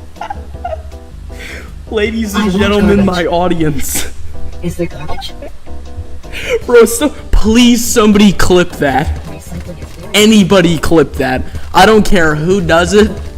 And then dub it the everyman I didn't know women were real. I don't even care if it gets taken out of context. Dude, somebody's gotta have that online. That is great. Hang on, okay. What's the soap? There's the Sydney Sweeney bathwater soap. Dirty Clanker. Bro, what? Yes, it sold out in minutes. How did a soap sell out in minutes? Was it during the pandemic? Bro, kill me again. Pedro really said, kill me again. He's a ghost that wants to die again. Yo, women are real, I'm just in your head. What? Oh god, it's this level. Jeez. Oh my god, my arms. Wake up, wake up, wake up. My internet footprint is beyond repair at this point. Bro, what happened? What happened? Dude, WX Analyst is missing everything. I'm gonna have to tell him. Oh god, Al. I'm gonna have to tell him to check out the stream after. No, I almost said after this. Once he wakes up. Dude, in the morning, I'm gonna be like, hey bro, you missed the stream. Some dude said I didn't know women were real. Okay. I actually survived the level. Isn't that incredible? Clipped? Thank God. I've been waiting for a clipped moment. Hang on, let me read this. Yo, look out for that laser, bro. Somehow I did. I died once, but I made it work. Level 5 hammer bots, they hit you with a Mini Cooper on a stick. Bro, that thing ain't a Mini Cooper. That's an Amtrak passenger train. That thing, they're swinging that thing around like a hot dog. Okay, let me get an upgrade here. I could get a repair. I'll do the jetpack instead. Maybe I should just get a thruster. Did I just say get a thruster? I meant keep my thruster. Dude, this stream has topped the previous Clone Drone stream. I don't know what it is about me playing Clone Drone, but it attracts the best conversations. Like, I had a whole discussion with some dude on Helldivers 2 while playing Clone Drone in the Danger Zone. I was like, I went into the whole why the strategies of Super Earth don't make sense with some guy. It was great. Like a hot dog even mean? Wait, Fishy, if women aren't real to you, then how were you born then? Pedro, Fishy isn't the woman, I don't think. That's Hayes. Or maybe Hayes just said that and they're actually not. Almost said he. I can't tell anymore, it's the internet. Oh god, okay, leave. Die, please. Ow, I just stepped on it. Oh, and I'm on fire. And half my skull's missing. Okay, it's alright, it's just... I am the Liquor Ricky. It isn't a problem.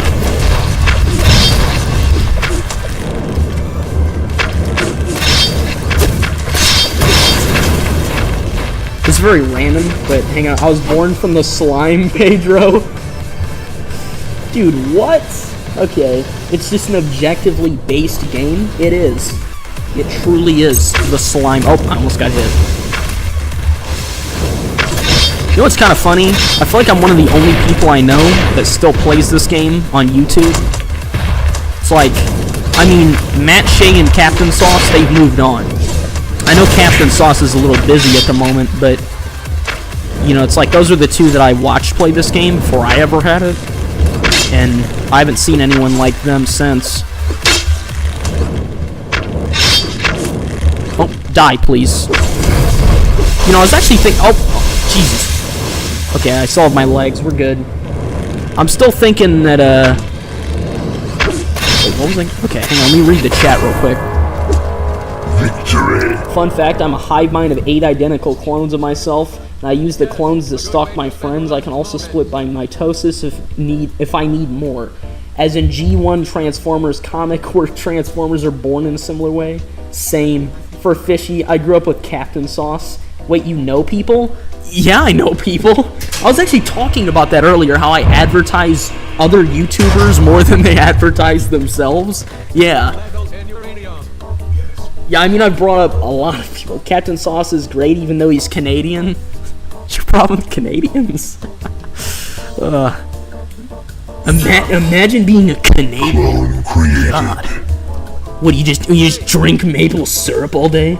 Unironically, probably the angriest Canadian. I wouldn't say that. I've seen much angrier. Like Syntac playing Ark or something. Oh my god, everyone has armor. Jesus! I'm gonna die. Okay. Do a spin move. Everyone do it. Okay. So I'll try spinning. That's a good trick. Oh man, I'm dead. Okay. My ex was a Canadian. Clone activated. Bro, what? How did Pedro even run into a Canadian? He's down in Texas. He's down in the land of rednecks. How did you even meet one? Okay. Oh, Jesus. Okay. Let me see.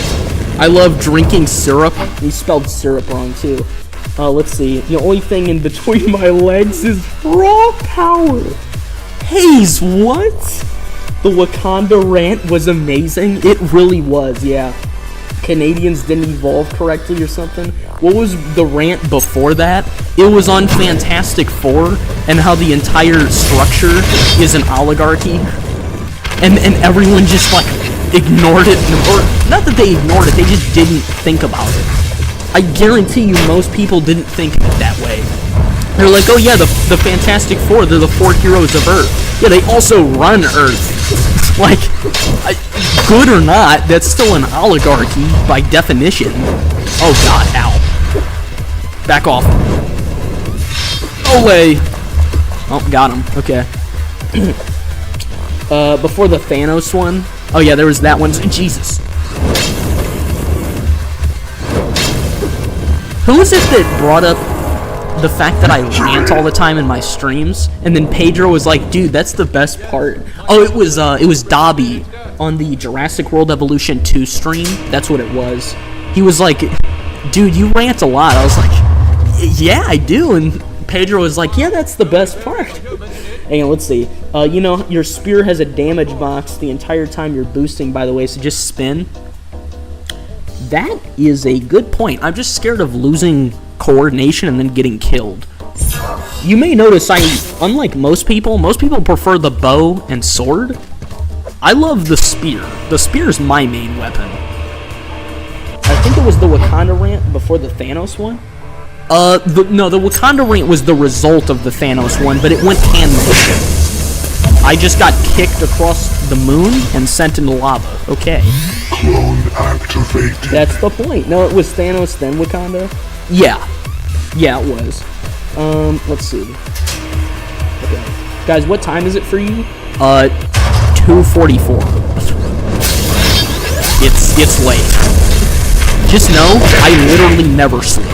I probably have the worst sleeping problems of anyone you know, or have seen. I don't sleep. So, I sleep probably on average, usually at about 4 a.m. and get anywhere from 5 to like, let's see, probably 5 to 7 hours of sleep. I'm a night dweller, a night owl. Somebody say a night hobo. Okay, I almost said homo instead of hobo, and that would have sounded bad. Well, not bad, but like would have gotten the wrong message across. Okay. It's 2:44 for me too. It's 3:44 for me. I'm also 2:44. Oh, it's just a little expression, Pedro, that they have something corn. What? I think I know what you're trying to say, but I also don't really get the context for it. Alright. Oh, jeez. Oh, and my entire everything's gone. Holy Jesus. Now I'm the everything lost man instead of the everyman. God, everything hurts. Let me move. Die, you fools. I'll overpower you. I am power. Oh my god, that worked. Come here. Did I ever tell you guys I wiped a whole level in the uranium tier with only kick. And I was missing what was that? I was missing both arms in all weapons. It was insane. And I didn't have the laser or anything. Or flame breath. I do have flame breath here though, so that kinda helps. Victory. The half man. Dude, you know it. Okay, let's see. Okay. Pedro said I'm 16, almost 17. That's great. Let's see. I hate living in a place where I fight horses in the day and fried chicken in my dreams. Dude, are you a Boondocks character? What is that line? You don't need it? The half man. Isn't that weird? Everyone here's the same age. The 17 brothers. Heck's going on? Alright. Let me see here. Get some armor. Mostly do house and lawn work. Still I'm whiter than white itself. And sometimes go on the web. Dude, somebody screenshot what Pedro just said. That cannot be normal. Also, dude, I am so doomed. Look at this level. I have no weapons. I don't even have an arm. Like-minded people? Yeah, I mean, like everything people. Yeah, dude, the clone. You know what? Maybe you guys are clones. I couldn't be a clone, though. Dude, it's like the Mauler twins. No, I'm the original. Alright. We just constantly bicker about, oh my god. You know the funny thing? More guys have died and I've done literally nothing than when I'm actually trying to fight them. I am like Jar Jar Binks. I just clumsily jump around and they all die.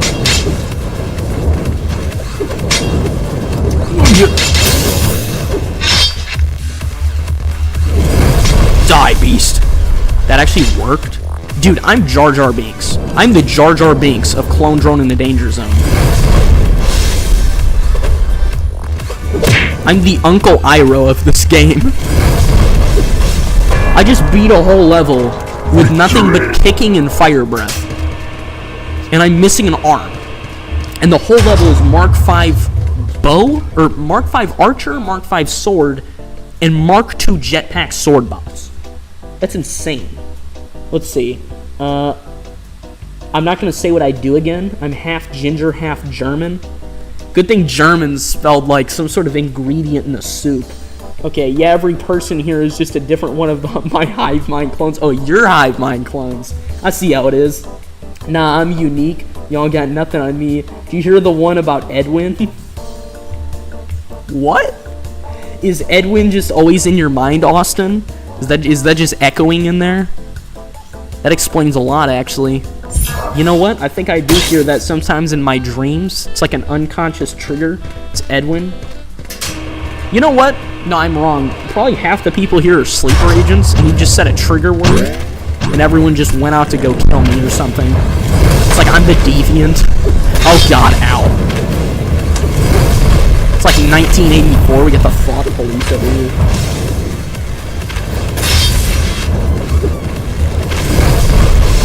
Oh lord, okay.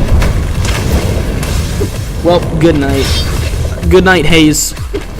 Wait, are you actually... I never really got an answer on that. Are you actually a woman, or are you just joking? Okay. So I've been saying brothers and boys this whole time, as if everybody's a dude, but now I'm not sure. Ow. I just do that naturally. It's a not going outside thing. You know, I'm still winning, and I have no weapons. This is insane. You know what? I probably could have just beaten one of the challenges by this point.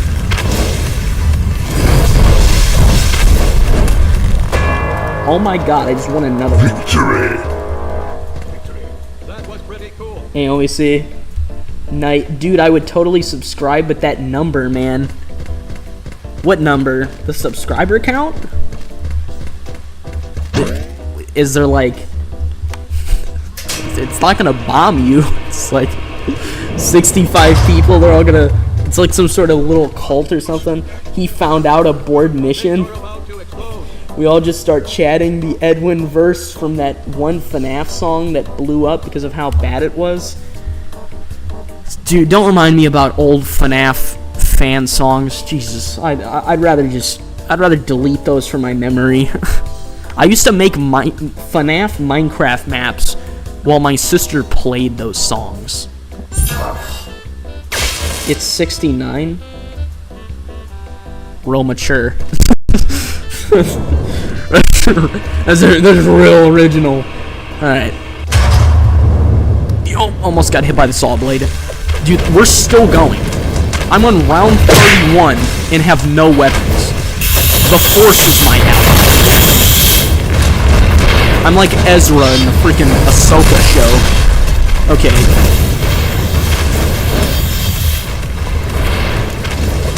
I mean, if I still have 2 legs, I'm still winning.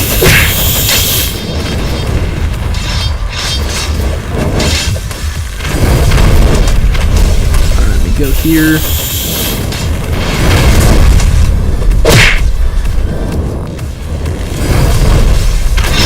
Ow. Bro, how am I still functioning? I'm just a stub.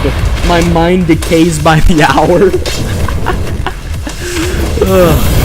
You know it. I could, like, bait you into...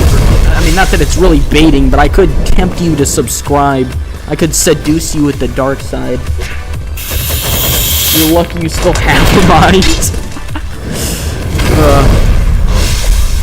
I'm like Captain America. I can do this all day. You guys are probably wondering how I still have energy, and it's like 2 in the morning. Actually, by now, it's almost 3. Pretty much all my energy comes from my soul. My brain does not. It doesn't run on its own. Matter of fact, none of my muscles run on their own. Like, if it has to do with some sort of thing that I have to do, or some sort of chore, I'm not gonna do it. You're lucky you guys are still alive and not a ghost. Yeah, Pedro, I mean, what are you talking about? You have a lucky life. You're a ghost. You get to float around and do nothing. We got guys like us. I'm sitting here like I show speed, streaming for... How long have we been streaming for? No way it's been 3 hours. Dude, I have a 5-hour-long stream. This feels like double the length of that. At least. My voice is gonna be dead by tomorrow. You know, fun fact, I've never actually lost my voice. Which is interesting, so I talk a decent amount. Let me just, okay, scratch that. I never talk in public, and when I get home, I talk way too much. There's that, yeah. Okay, let me read that. I already subbed, man, so now I'm gonna go to sleep. Perhaps find you again one day. Don't you have a subscribed page that you can just click on? There's also this thing called the notification bell, so like if I post something, you can click on it and see what I did. There's that. A decent. Your robot is in your, you're probably wondering how I got in this situation, Bobby. Yeah, that's what's going on. I mean, dude, this is like the beginning of an isekai. I'm running off of hopes and dreams. I'm gonna screenshot this. They don't call it Sanium. I just got a rare achievement without even trying. Can you guys believe that? I got to the Insanium tier while talking about random things, reading chat, and cracking jokes. I haven't even been paying attention. That is insane. I'm not gonna get too cocky though, because last time I did that, I died immediately after. I mean, at this point, I deserve death. Like, look at me. What is there even left to preserve? Bro, I don't even have an arm. It's just armor. It's just cubes. Bro, how am I still alive?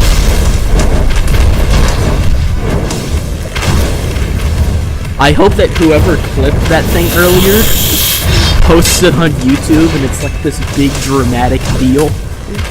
Like, let me see. Imagine what this menace could do locked in. I only get to be in the real world at random times, man, so I have to cherish. Did you just get killed? I think you just got killed. I just killed a warbot with fire breath. This is insane. Dude, I should go down in history as the Jar Jar Binks of I almost said SCP because I read Pedro's comment, of Clone Drone in the Danger Zone. Dude, I just stumble around and get to Insanium. Oh my god. Okay. Damn, the SCP got him. Which SCP? Number 7 got him. Okay. That reminds me. There's an inside joke on my channel with Pedro and WX analyst Caden Barker. He's another fan of mine. Well, actually, okay, let me rephrase that. Pedro's a fan. I know WX analyst in real life, so we're friends in real life. So I actually talk to him normally, not just in streams and stuff. But anyways, a joke amongst us here on my live streams is SCP Observer. I've played that game 3 separate times and have rage quit every time. It sucks. It is horrible to do. And so every single time I stream, I have WX analysts go, "Hey, you should play SCP Observer." I'm like, no, I'm not doing that again. I also played SCP-5K, and Pedro can attest to this. That was the most miserable gaming experience of my life. I ran around the plumbing area for over an hour, not knowing where to go. Holy Jesus, look at this level. No, my hive mind clone number 7 got him? Oh, that makes more sense, yeah. I mean, why number 7? Why not number 3? What's your problem with number 3? Oh my god, I just walked on saw blades and survived. Okay. Bro, how am I still alive? At this point, like, this is plot armor. That's what this is. This is plot armor. I have plot armor. You know what I feel like? I feel like Sid Cogno from The Eminence and Shadows. I can't die. I just make up stupid crap. Oh, my legs are gone. Or one leg's gone. It's all over. Dude, this is plot armor at its finest. I feel like a Star Wars Rebels main character right now. I feel like a blue shirt character in Star Trek. I'm just like, I can't die.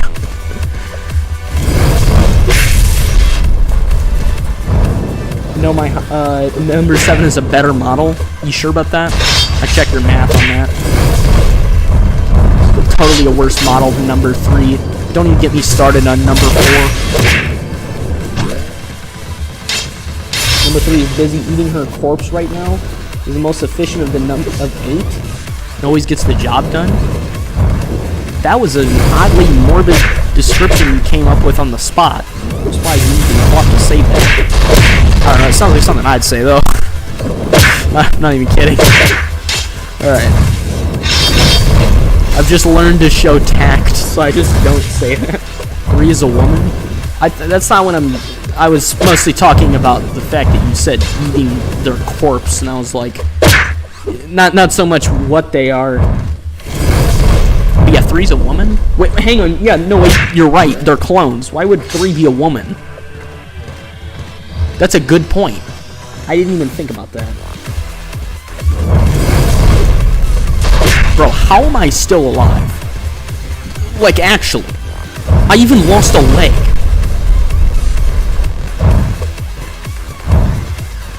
Is he just doing magic tricks around me or what? Let's see. Number 3 is eating an evil version of my friend's corpse to hide the evidence. That's nice. Wow. Okay, also, nobody I know. Doesn't Tom Waits please tell me someone knows him? What? Pedro, what are you talking about, man? I just won another level with literally 1 leg and no arms. I have plot armor. I have actual plot armor.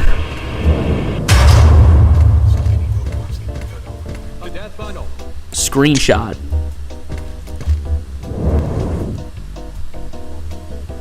Like, you know the worst part about this, guys? This isn't even my last life. I have other lives. I have clones, too. Look at this. Oh, okay, I don't have multiple. I thought I had more. I have 1 clone. So I can still keep going after this. Although I don't think there's any winning this one. I'm one with the Force and the Force is with me. I'm one with the Force and the Force is with me. Where the shot? Alright, let's see. I was going to type that I am bored and was going to say if anyone knows him.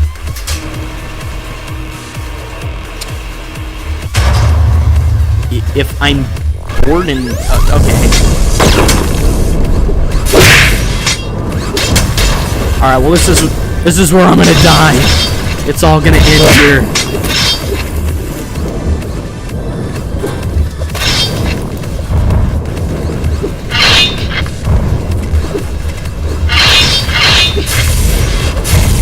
Am I missing a leg? No, I'm not. Okay, I thought I was.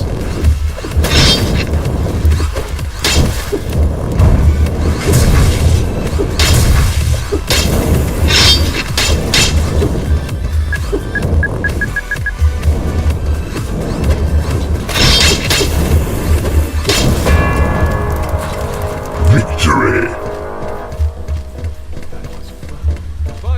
Alright, before we end this off, because I'm just waiting for me to die, which, like, I'm surprised I'm even still alive at this point. I have more plot armor than Luke Skywalker, okay? I don't know what to talk about anymore. I mean, yeah, it's ran its course, so I'm going to wrap this up.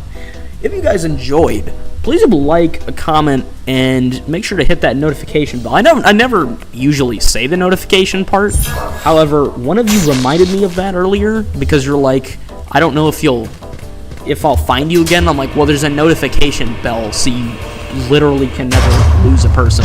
I'm not leaving right this second. I'm just wrapping it up because surely it's over now. Like, come on, look at this level. How am I even still alive? What am I doing? Like, I'm not trying. I can't try any less. I mean, it's just, maybe I should say something arrogant to get myself killed. How about this? Have you guys seen a better clone drone player in your time on YouTube? Because apparently, there we go. See, I knew it. The moment you start being arrogant, you get killed, rightfully so. There we go, finally. Okay? No, I don't think I'm the best clone drone player on YouTube. But, one thing's for sure, there's a listen in here. Well, never mind then. Watch Killer Bean for a stream that fulfills number 4's life purpose. What is the best side of the sponge? Where were these valuable questions earlier, guys? Come on. Okay? The green side, obviously. Jeez, you ever seen SpongeBob? God. Okay, let's see. Watch. I guess I'll look up if Killer Bean is a part of copyright. But you better be there if I watch it, because I'm not watching a 2-hour B-level movie only for you to not show up. The green side, the yellow side, green? I don't know, man. Alright, well, anyways, this has been the most fun stream I've ever done. Right up there with the previous Clone Drone stream, the first Jurassic World Evolution 2 stream I did, and the first Super Seducer stream that I've ever done. This is up there with those. This has been the best experience, and I love these conversations. If you enjoyed and you want to join for another stream, I'll be here. I'm probably going to stream again maybe a couple of days. I'm going to upload some videos, stuff like that.